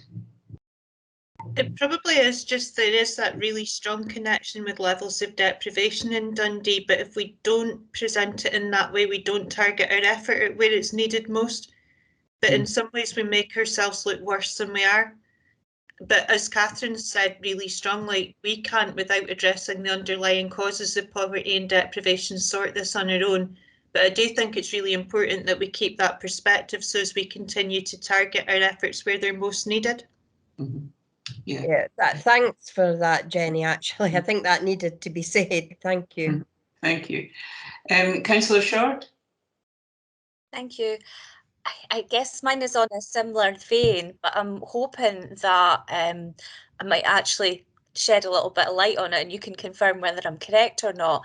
Most places would have an urban sprawl, but our urban sprawl has pretty much kind of been stopped because of the political walls that sit around Dundee, and we're only the 8 wards. And if you think about Invergowrie, Birkhill, Muirhead, Moneyfeith, Carnoustie, in a general setting, they would come into a local authority sort of boundary and would sort of almost flatten out some of the statistics. You would still have areas where you would want to focus on, but it wouldn't all be focused in a very detrimental way. And sometimes I think we kind of lose that battle when it comes to some of the other statistics that are bandied about. And would this be the same when it comes to this report as well?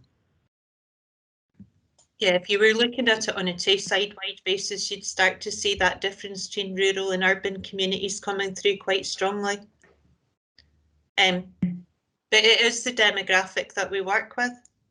Yeah. I think it is just understanding that in the context of an urban area with a very tight boundary around it. Yeah, which means it's hard work and hard reading. However, really there is almost like not an explanation, but there is something that lies beneath that I'm glad you clarified that for me. I do appreciate that. I'm getting the sense also, Lynn, that there's an underlying real focus on how to support people who are living in poverty to lead healthier lives. And I can get that from the paper as well. Yeah, Donald? Sorry. No, I was just going to say, Chair, discussing the sort of LCPPs, my ward as a local councillor is Maryfield, and housing is a major issue in the private renting sector, and that's something that's very much been focused on as part of the process going forward, and that is linked as well. So it is very much linking up, which is also good to hear both locally through the council and at the IGB. So I appreciate that too as well. Okay, thanks, Lynn. Donald? Thank you, Chair. Thank you, Catherine and Lindsay, for the work that you've done on this. I think it certainly moves us forward, and I think it helps to draw out some of the key themes and make it visible to us. So I welcome that. I think, firstly, just on section 6 of the report itself, I think, as Bailey Wright said a few minutes ago, some of the messages in there are quite stark, but frankly, I welcome that, and I would much rather that you tell it like it is, rather than trying to manage the message. So please continue to be clear and objective around that. I think the question that it always prompts for me when I read something like that is, why and what does it mean? And I think over time, if you're able to develop those explanations around, and some of them, yes, we will need to do a deep dive into, as we've been discussing earlier. With others, it may be that there's a simple explanation that you can put in that puts our minds at rest, or at least gives the information that we need without spending time and effort on deep dives. On the table itself, there's quite a few gaps in the table at the moment. I'm imagining that they will start to fill up and populate over time. I suspect a lot of it is just data that's not available at the moment for one reason or another. The other suggestion that I had is whether it's feasible so that when we're looking at charts, can we set upper and lower ranges? I mean, I know that's something that we do, certainly within NH&S Tayside. We have quite a well-developed reporting pack, and it has ranges. Often they're driven by national targets that are set for us, but they give a sense of where we sit within what's acceptable in the historic norms. And again, that might help us to spend the right time on the right issues. My final question was on the substance of the data, and it was just around that you mentioned you were going to do further work around the falls for over 65s, and clearly that, it's always wrong to speculate in advance, but that could be driven by a lot of environmental factors, things like gritting, lighting, pavements. Will you be able to collaborate with Dundee City Council around that, so that if there are issues that are to do with the environment, that they can be addressed? Because these are issues that aren't directly within the IGB's control. So these are my thoughts, but yeah, really helpful. So thank you. Thanks, Donald. I'll take the one about the kind of charts and table stuff, but Lindsay will be able to say a little bit more about what we've been able to do and what we're not able to do around linking data for falls, because we have looked at some of this previously, filling questions from PAC members.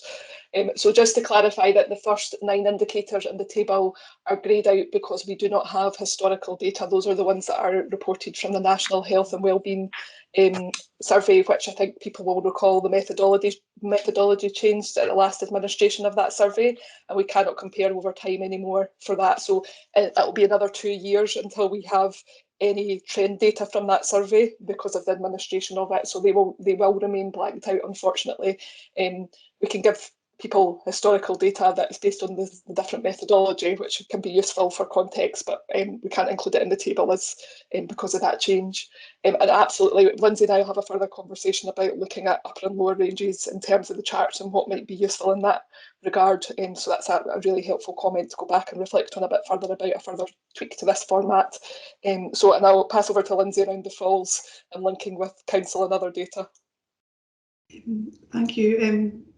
Someone else may be able to shine more light on this than me. However, we have looked at the environmental factors in previous analysis.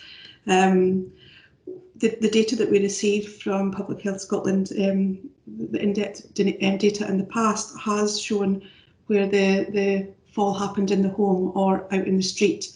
But where it becomes tricky is that we don't receive the actual nitty-gritty data about exactly what happened in the street, whether someone tripped over a pavement or a curb, or if it was to do with street lighting. So it would be down to linking against complaints to the council. It's not detailed in notes, certainly, and if it is, it's not detailed very often in notes.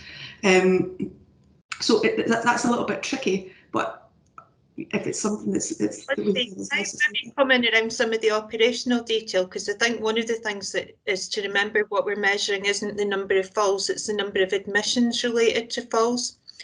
And a lot of that's about things that are different in Dundee, and a bit of a culture historically of scooping people up and taking them to hospital who've had a fall. And what we know is that that can be detrimental to the person's journey where they're uninjured. So what we don't actually know is a sense of how many people are falling, and how to compare that is the number of people who have a fall who are taken to hospital and subsequently admitted. So I think there are all kinds of factors play into that, and quite a big improvement plan in terms of how we prevent falls, but also a really big bit of improvement work we're doing around what the pathway is when somebody falls who's maybe not injured. Because the better response to that might be to get somebody in like a physio to get the person back on their feet and stop that kind of journey where you end up in hospital and as well, we'll just have a look at a few other things when we're here.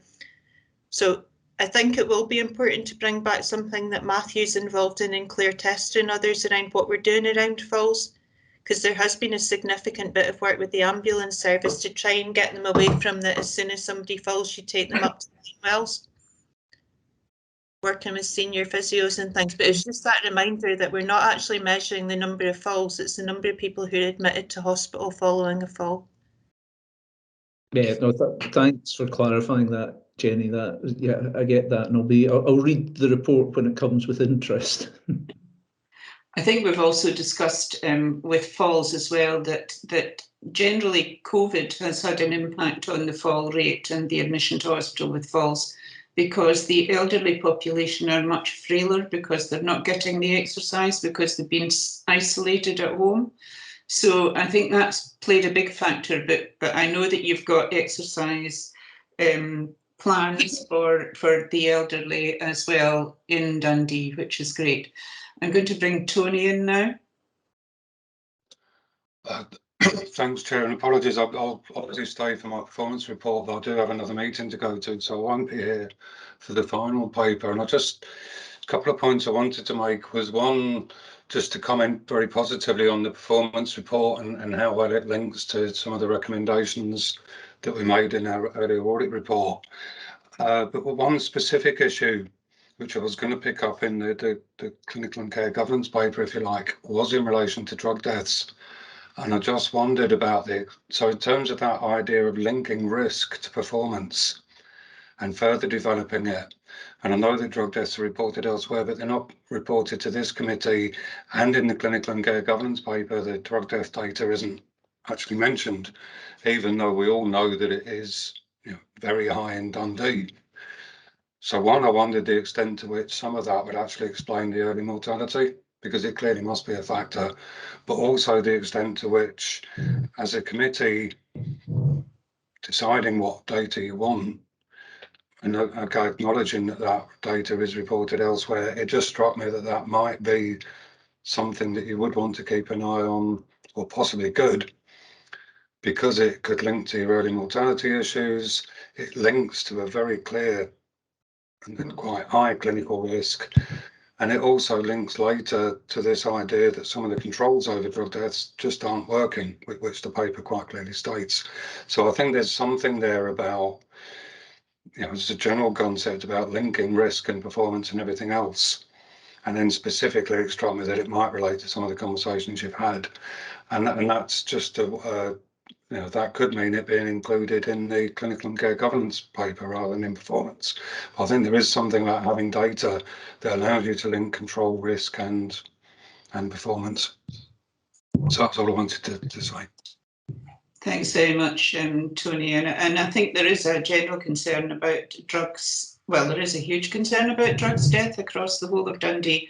But one of the things that is really positive is primary care's focus on drugs as well. And I know that David Shaw is working to provide holistic care for those who use substances, rather than just focusing on the drug side of things, because often these people who do use substances are very, very frail. And I think the GP cohort are working to alter that and to look more holistically at their general health. Diane, do you want to come in on this? Thank you, Chair. Yes, happy to kind of have a look at some of the things that Tony's talking about. I think it's quite difficult in terms of actual accurate reporting in regards to drug deaths, because these tend to go through the Drug Death Review Group, and they tend to publish an annual report, and sometimes that annual report can be quite retrospective. So in terms of kind of confirmed deaths, I think it's quite tricky. I think also we need to be mindful of things like the numbers and public and how things are identifiable. But absolutely think there is something about us being able to report on our risks, and we could certainly have a look at that to see how that might reflect.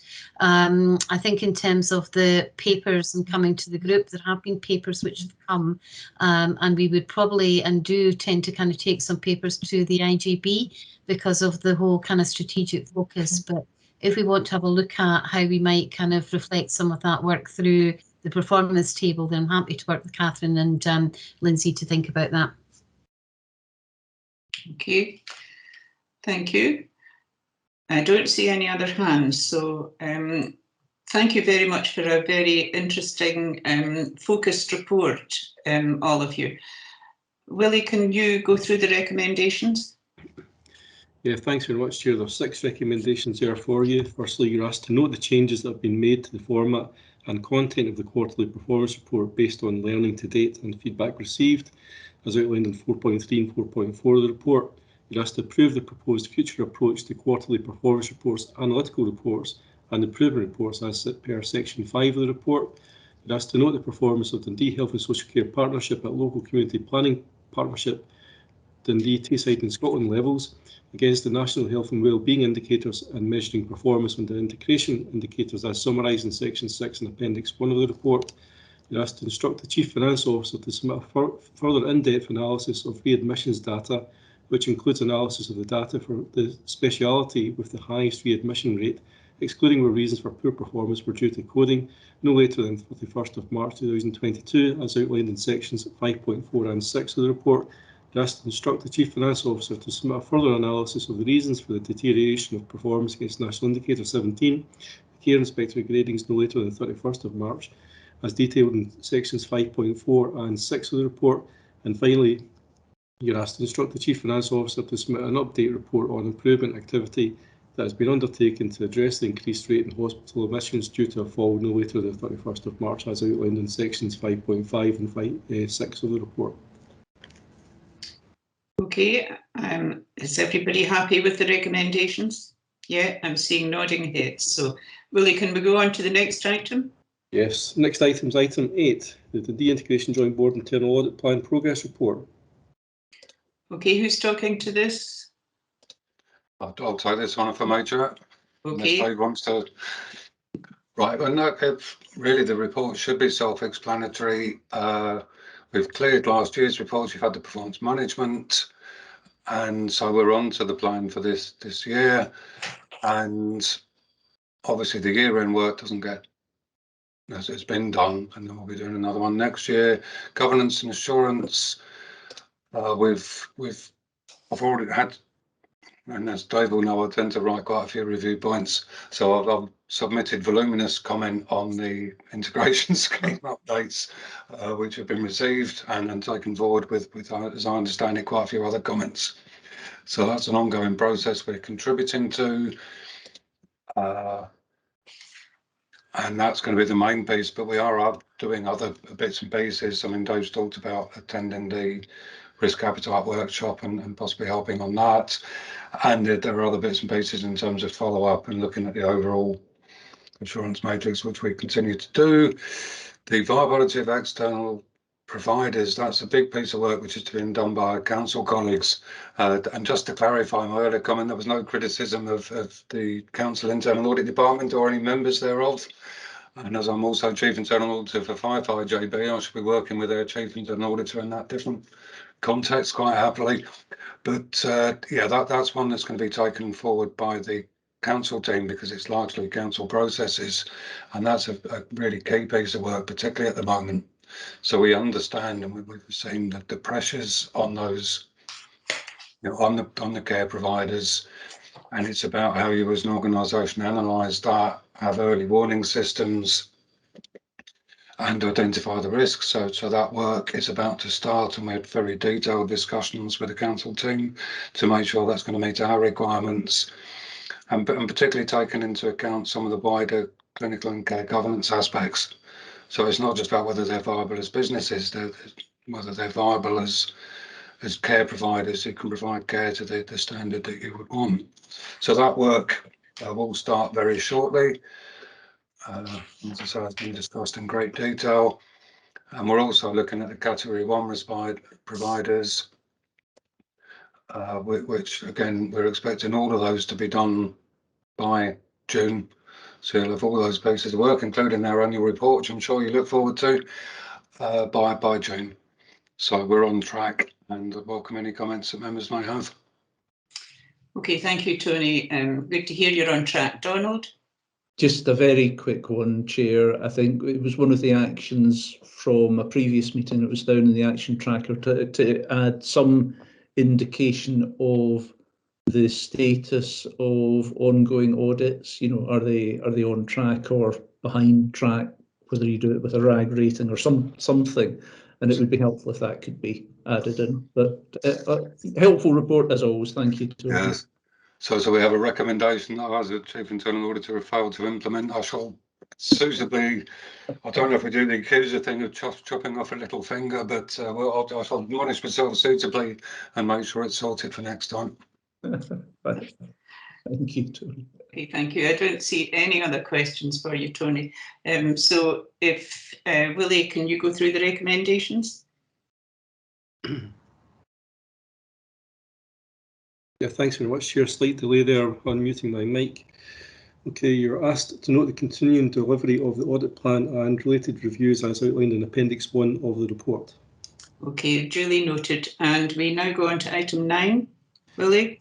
Item 9 then is the Governance Action Plan Progress Report. Okay, Sheila? Hello. The committee is asked to note the content of the report. This is an update report which is presented to each meeting of the committee and details progress on outstanding governance actions. The progress is detailed in Appendix 1. Changes to the format of Appendix 1 since the last meeting. The original due date has been added in, and any actions which were reported as complete have been removed from the appendix. There's been a few mentions today already about the governance action plan, and so you're all familiar with it. There's only 3 actions showing no progress to date, but just to note that the measure of progress is subjective, and we would probably tend to err on the low side. Sorry,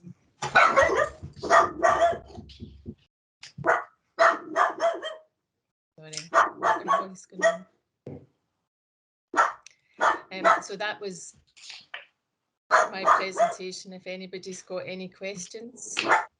I think maybe the dog does. And does anybody have any comments or questions? No, thank you for your report, Sheila. Thank you for the work you're doing. Willie, can you go through the recommendations?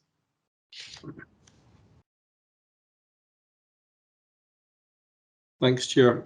You're asked to note the content of the report and the progress made in relation to the actions as set out in the Governance Action Plan as outlined in Appendix 1 of the report. Okay, thank you. We now go on to item 10, Willie. Item 10 is the Psychological Therapies Waiting Times report. Okay, now this was quite a large report. There's been a huge amount of work done on this, and I want to invite Dr. Michelle Ramage, Arlene Mitchell and Linda Graham to speak to this report. Welcome, ladies.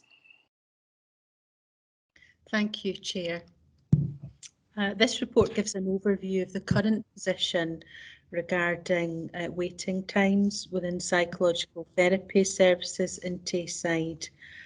As members will have read, the target asks that 90% of people should commence treatment within 18 weeks from the point of referral, and that applies to those specialties that meet the criteria set by public health around this particular heat target. It might be interesting for members to hear that at the end of October this year, overall, psychological therapy services were in a position where 86.1% of people were being seen within that time. That was in comparison to at the beginning of this year, that being 74.2%. So there has been some improvement this year overall, but that's not to take away from the areas where there are significant waits continue for individuals. The matter of waiting times within psychological therapies has been an area that we've been supported in by Scottish Government colleagues. So we've had monthly meetings with them in terms of, as we work through our capacity and demand analyses and as we developed our improvement plans. Those discussions continue through our Tayside Integrated Leadership Group, so there will continue to be that level of focus across Tayside. The improvement plans that are attached as appendices are part of our recovery and renewal plans within mental health.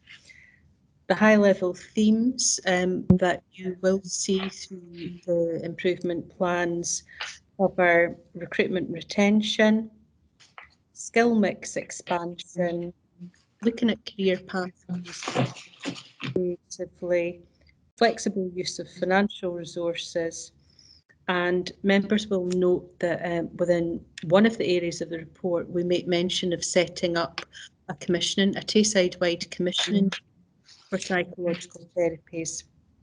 It's envisaged that will strengthen our governance arrangements as the hosting organisation for psychological therapies across Tayside. They're probably some main points I wanted to mention, Chair, but as you've said, myself, Dr. Ramage or Linda would be happy to answer any questions to provide more detailed assurance. Okay, thanks very much, Arlene. I agree. Within the report, there's a paragraph talking about computerising telephony therapy and other alternative models of service delivery. Really pleased to see the focus on this and the aim to try and increase the use of this. I have heard feedback from families who use this service to say that they're really pleased that they get quicker access and that they can use the service at their own time, if they've got a job or something. It's not interfering with their work or anything like that. I'm also asking a question. I know that in every area we've got staffing issues and trying to attract staff, and there just aren't enough people out there. So I'm wondering, is there a need for more advanced practice mental health nurses or mental health social workers training to support the psychologists in their work? So I'll start to answer that, if that's okay, Michelle. You might want to come in after. So I do think that in terms of our direction of support for people within Tayside, there are new models emerging that will involve multidisciplinary teams. So I think that's where your thought around other professions supporting will help. I think within the area of psychological therapy specifically, there are some developments about to come on stream within 2022 supported nationally that will help. So the introduction of enhanced psychological practitioners will help. It will help with there being a career structure, but it will also help with skill mix. So it will mean within psychological therapies we have psychology assistants, we have clinical associates in applied psychology, and we also will have enhanced practitioners. That will certainly help with recruitment, and it will help with us planning for the future. I don't know, Michelle, if there's anything you would have added to that. I think just one additional point, Arlene, which links with the National Trauma Training Programme, which is that we're thinking much more within psychological therapy services about the different kinds of services that we need to make available to the citizens in Tayside, and which of those need to be psychologically informed, which need to be psychologically skilled, which need to be psychologically enhanced, and then moving through to services where you need the psychological therapies expertise. And we're hoping that as we continue to develop within the psychological therapies leadership group, that we'll look at that in much more detail within the strategic plan. Okay, thank you very much, Michelle Narby. Bailey Wright. Yeah, Arlene, I'm quite pleased to hear you talking about some of the subject matter that you are. I think this is a really good report. And as I say, glad to hear you talking about recruitment, because there have been concerns that are actually apparent elsewhere, but seems to be particularly in NHS Tayside, you know, as far as recruitment's concerned, and we need good staff and we need to look after them. So what work has been done to identify the key causes of that particular problem? Is it just people don't want to work in NHS Tayside or in Dundee? What would you think the reason is? I think some of the reason is national in terms of the shortage of qualified clinical psychologists. And we do in the background continue to be involved in discussions about training programmes for clinical psychology year on year. But Linda and I will be involved in a discussion the week after next, which is around planning the coming year. So there's an opportunity for us to input where we maybe feel there are real gaps in some specialties to try and affect how that training programme looks in further years. So I think it is part of a national issue. But I think for us, you know, on the back of the challenges come opportunities always around looking at that skill mix and different pathways, and that really is what we need to be doing now.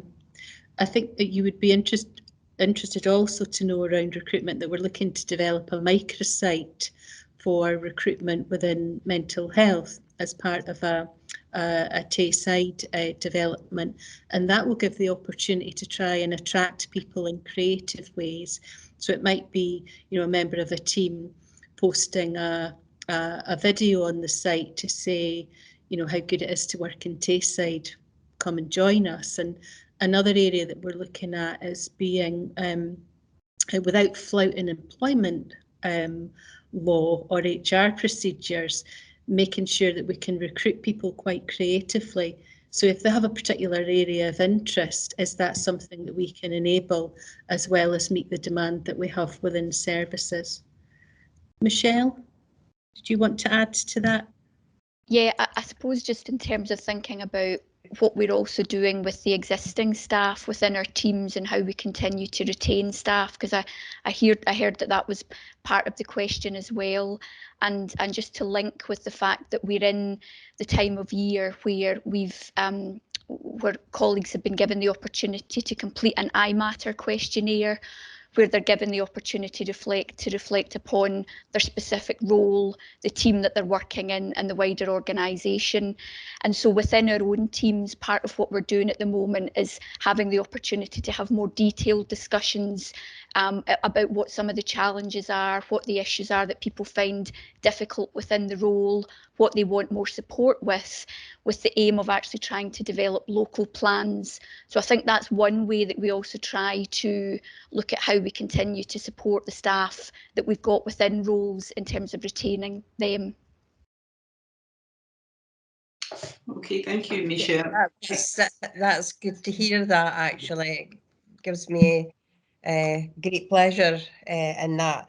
But I take it that you've had an increase in your workload, you know, people looking for some sort of service.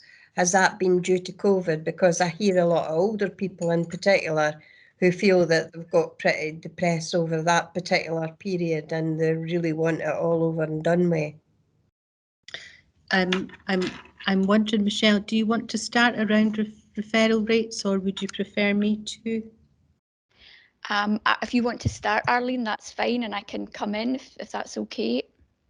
Okay, so we've seen quite an unusual picture through COVID. You know, at the starting point in the first few months of the pandemic, referrals actually went down, which was of some concern for us. And then we had a period where there was an increase in that. And it's also difficult to take a firm analysis, given the fact that some people chose to await their therapy once they could see a clinician face to face. So there were also a number of people who, you know, on contrary to what we've heard earlier, that some people have really liked that technical IT aspect. For some people, that wasn't the case. So we had some people pause therapy.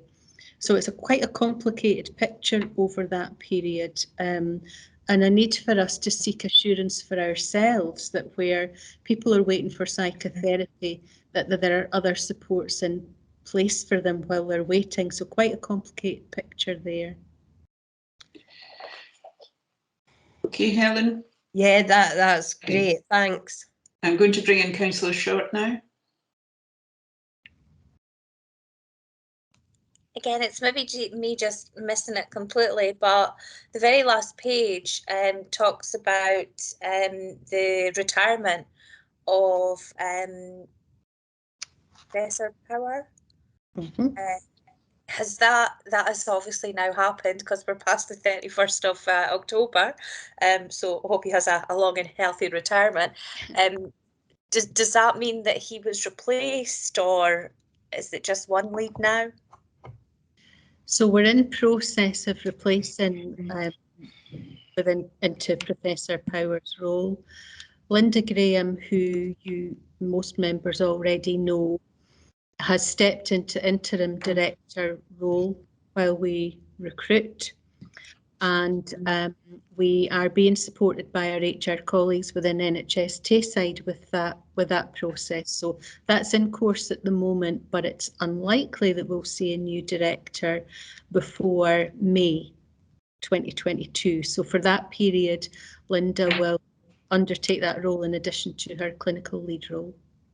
Okay, so I'm not really sure of the sort of lead times and things that are required to get people of that caliber, but the report was written in July with a view to him leaving in October, and then for May to be the actual kind of confirmation of somebody taking place is quite long, isn't it?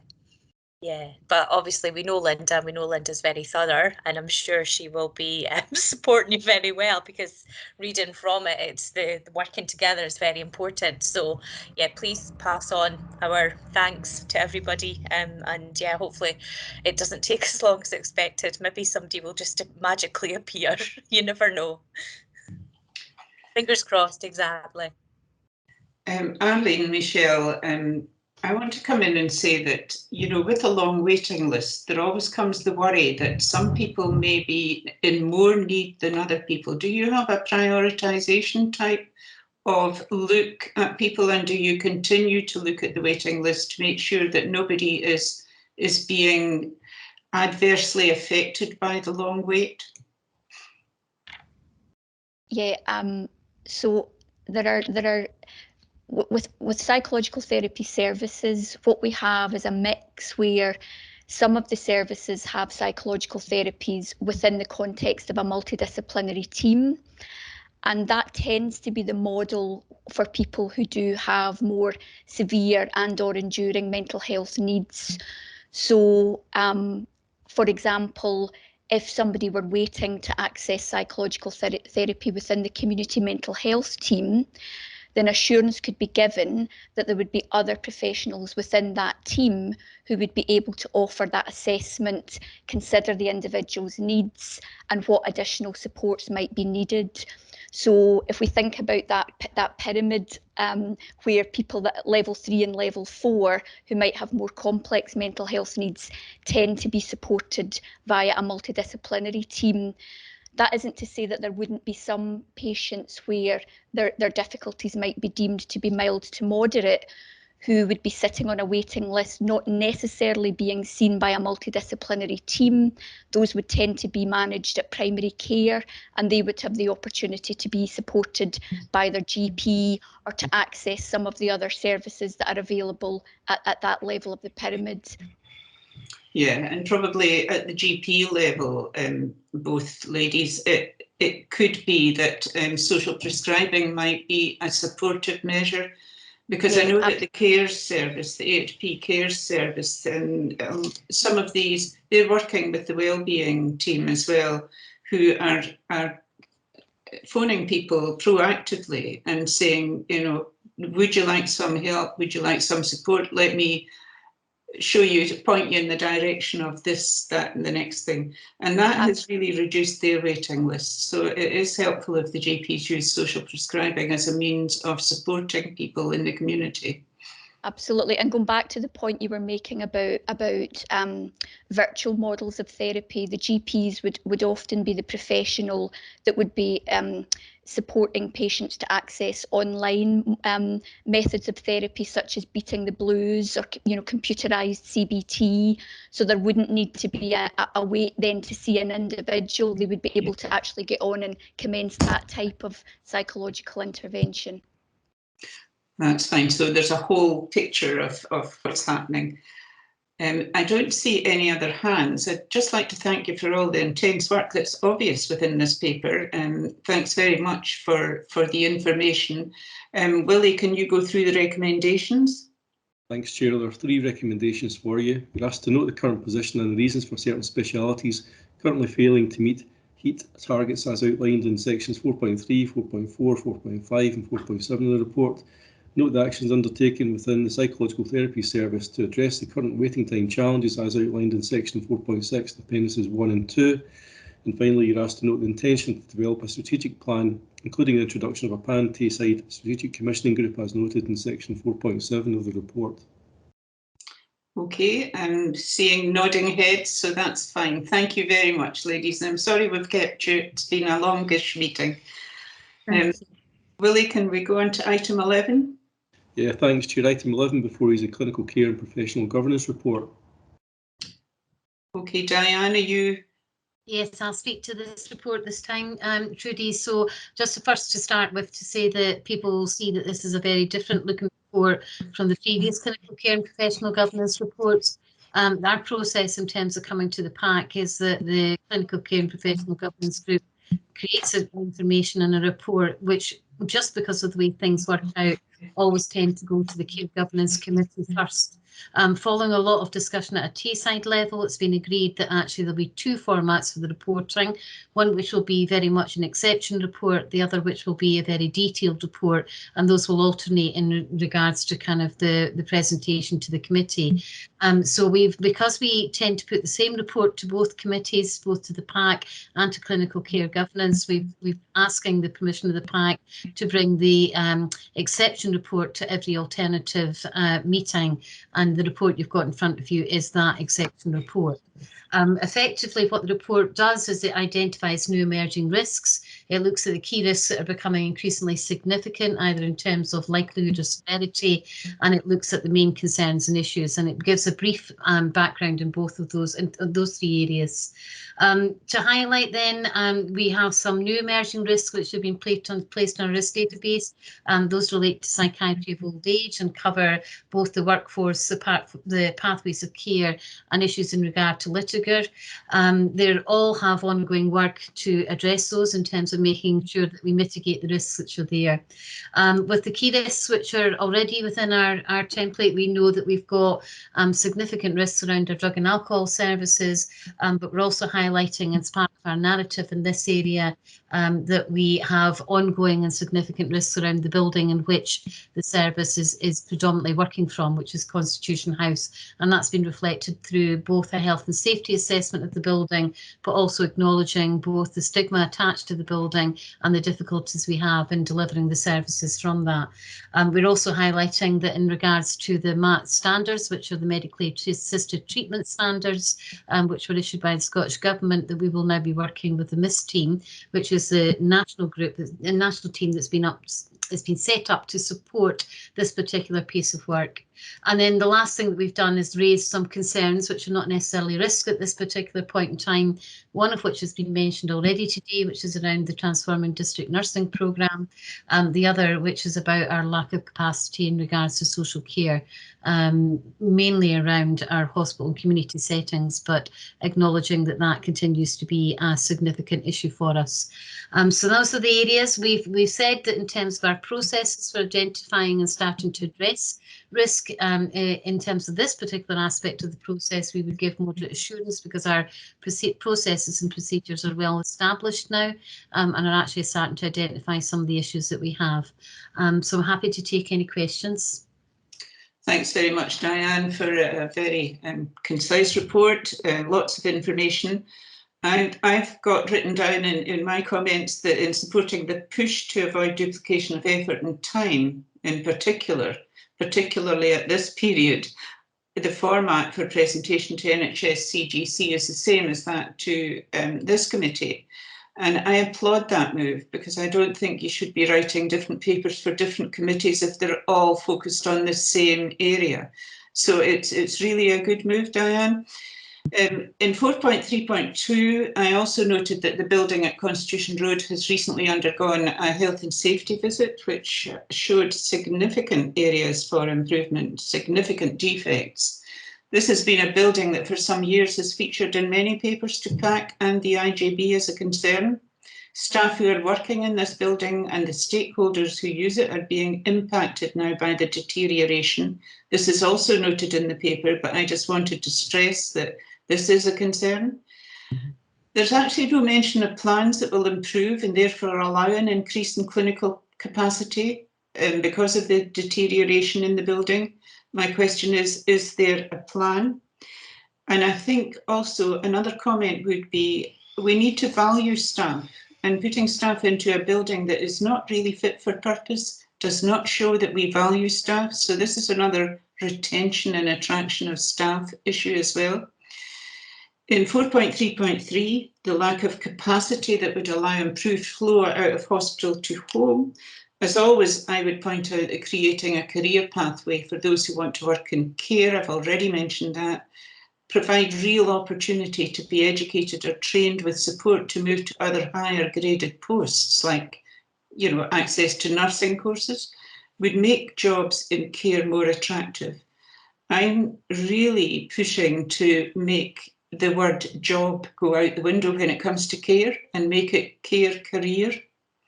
More needs to be allowed, needs to be done to allow people working in care to aspire to advancing. And my other question was around the community nursing grading, but we've already discussed this, and we see that this week is the meeting to consider this action. Okay, Diane. Yeah, happy to take those questions. So if I can start with the building. So health and safety reports identified the defects, as we said. That's gone into NH&S Tayside because as the building is actually owned by NH&S Tayside, as you're aware, it's not devolved down to the partnership in terms of the state. There are a number of discussions ongoing. We're in discussion with the third sector, looking at a building that they're interested in, with the hope of being able to co-locate and move our staff, or some of our staff certainly, into that building. Early days yet, but certainly looking promising. We'll need a level of upgrading to the building to make it fit for purpose, and we'll need to consider how and where that resource comes from. We also have a meeting arranged in the next week or so with the Estates Department from NH&S Tayside to consider firstly whether or not the work we need to get done will get done, and not that it will get done, but how much we need to do, or whether actually an alternative would be to look for an additional or alternative building to house some of our staff. So work is ongoing, but we need to ensure that we can make it safe. So if actually if rooms are out of use at this particular point, that means that our clinical space is reduced in order to ensure that we've got the space that we need for the staff that are actually in the building. Also bearing in mind that we're still working to COVID restrictions in terms of the number of people that we can have in rooms. So quite a difficult time, but I think you're absolutely right, Trudy. It's not just about the fact that the fabric of the building is deteriorating. The building itself, in terms of its reputation and how people view it in the city, is really very negative, and we need to start to think about how we can deliver our services in different ways, and part of that will be about co-location, and it'll also be about kind of moving into more locality areas. So that's the first thing. So things are ongoing, but we're not yet in a position where we're able to say that we've addressed the problems that we have. So that's the first thing. The second thing you talked about was around capacity and the social care workforce. So we're aware that there's a new workforce plan coming out in regards to social care. It's currently going through final checks of things like COSLA, Scottish Government, etc., in order to determine that. Whether or not that will address some of the capacity issues that we've got, I think is questionable at this stage, but I think it will look at how do we work with staff, what do we need to do in terms of the issues that you're raising around kind of career progression, the approaches of work that we need to do, and the way that we actually deliver. And some of that could be about looking at kind of more combined roles, I think as mentioned earlier on as well in our earlier discussions. We do have a training programme in place for our staff internally, as do most. That's often kind of linked to the types of training that you need to do in terms of the registration and in regards to the care inspectorate, and we continue to review have we got that right in terms of the type of staff that we've got and working internally to make sure that we're looking again at all the opportunities that we can have for them. So lots of work that's been going on for many years, but also more work, and I would anticipate in terms of the new workforce framework that might come out from Scottish Government. I have to say, Diane, 52 years ago, I x-rayed many people in that building, and it had a reputation then as a place that you didn't want to work, which is a shame. So, Councillor Short, and then Martin Sloan. Thank you. I basically probably want to echo what you were saying, Trudy, about the building, and perhaps not so much from the staff side as you've so eloquently put it, but from the point of view of somebody going there for help and support. If you're in the position where you sort of don't feel like society is the best of your friend, and you go to a building that doesn't reflect the treatment and love and care that you should expect, it doesn't, I believe, show that we actually care and want to put any kind of hope and love into the sort of the lives of the people that go there. So I think there's probably a double angle for it. Show that we care and give the best possible to just make life a little bit easier for those who are probably the most marginalised in society at the best of times. So I would really love to see something improving, especially as we know that, you know, retail units are no longer retail units. You just have to look at the speed with which Zara Arnott's or DM Browns, depending on your generation or vintage, actually had its facelift and is doing a roaring trade as an NHS building. So I really think there is probably time to call it quits, and maybe somebody would like to turn it into a lovely home again or something, if the case is possible. I don't know, but there's always something can be done with buildings. Thank you.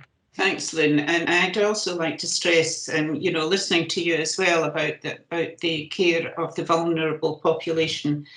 I've met with the staff there, been up with Diane and met with the staff, and the care and the love that is shown there is very high. It's just the building that doesn't show that. It's not the staff, it's the building that doesn't show the love and care. Yeah, of course, sorry if that didn't come across properly. I meant institutionally as opposed to within the building. Institutionally, it looks like we don't care because it's just a rotten old building. It is. Martin Sloan. Thanks, Chair. I want to echo the comments relating to the building. One of the single biggest issues I get my ear bent over is the provision of drug services from that building.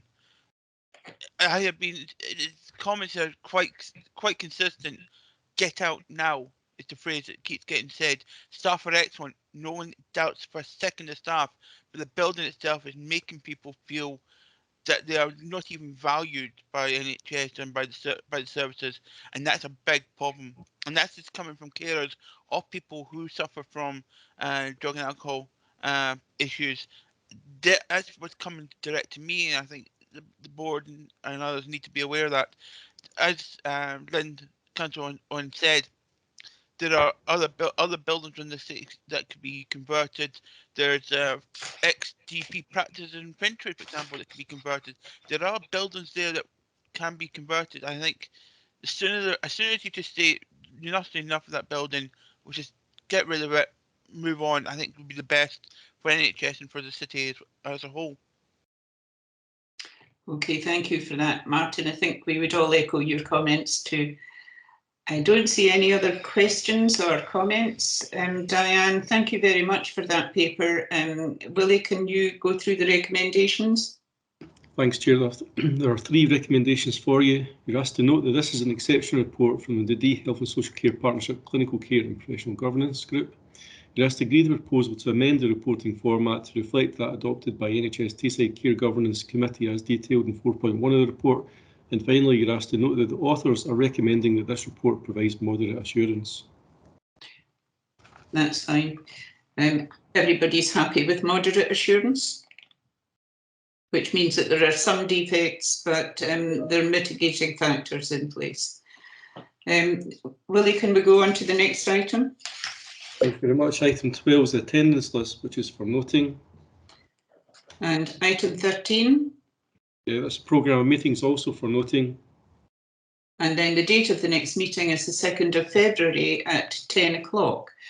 Thank you all those who've written papers for this meeting and for all the work that goes behind the papers. And thank you all for your patience. It's been a 3-hour meeting. I think that might be a record, is it? Thanks very much. Enjoy the rest of your day. Thank you. Thank you, Trudy. Thank you, everyone. Okay, Thank you. bye. Thanks, Chair. Okay, bye.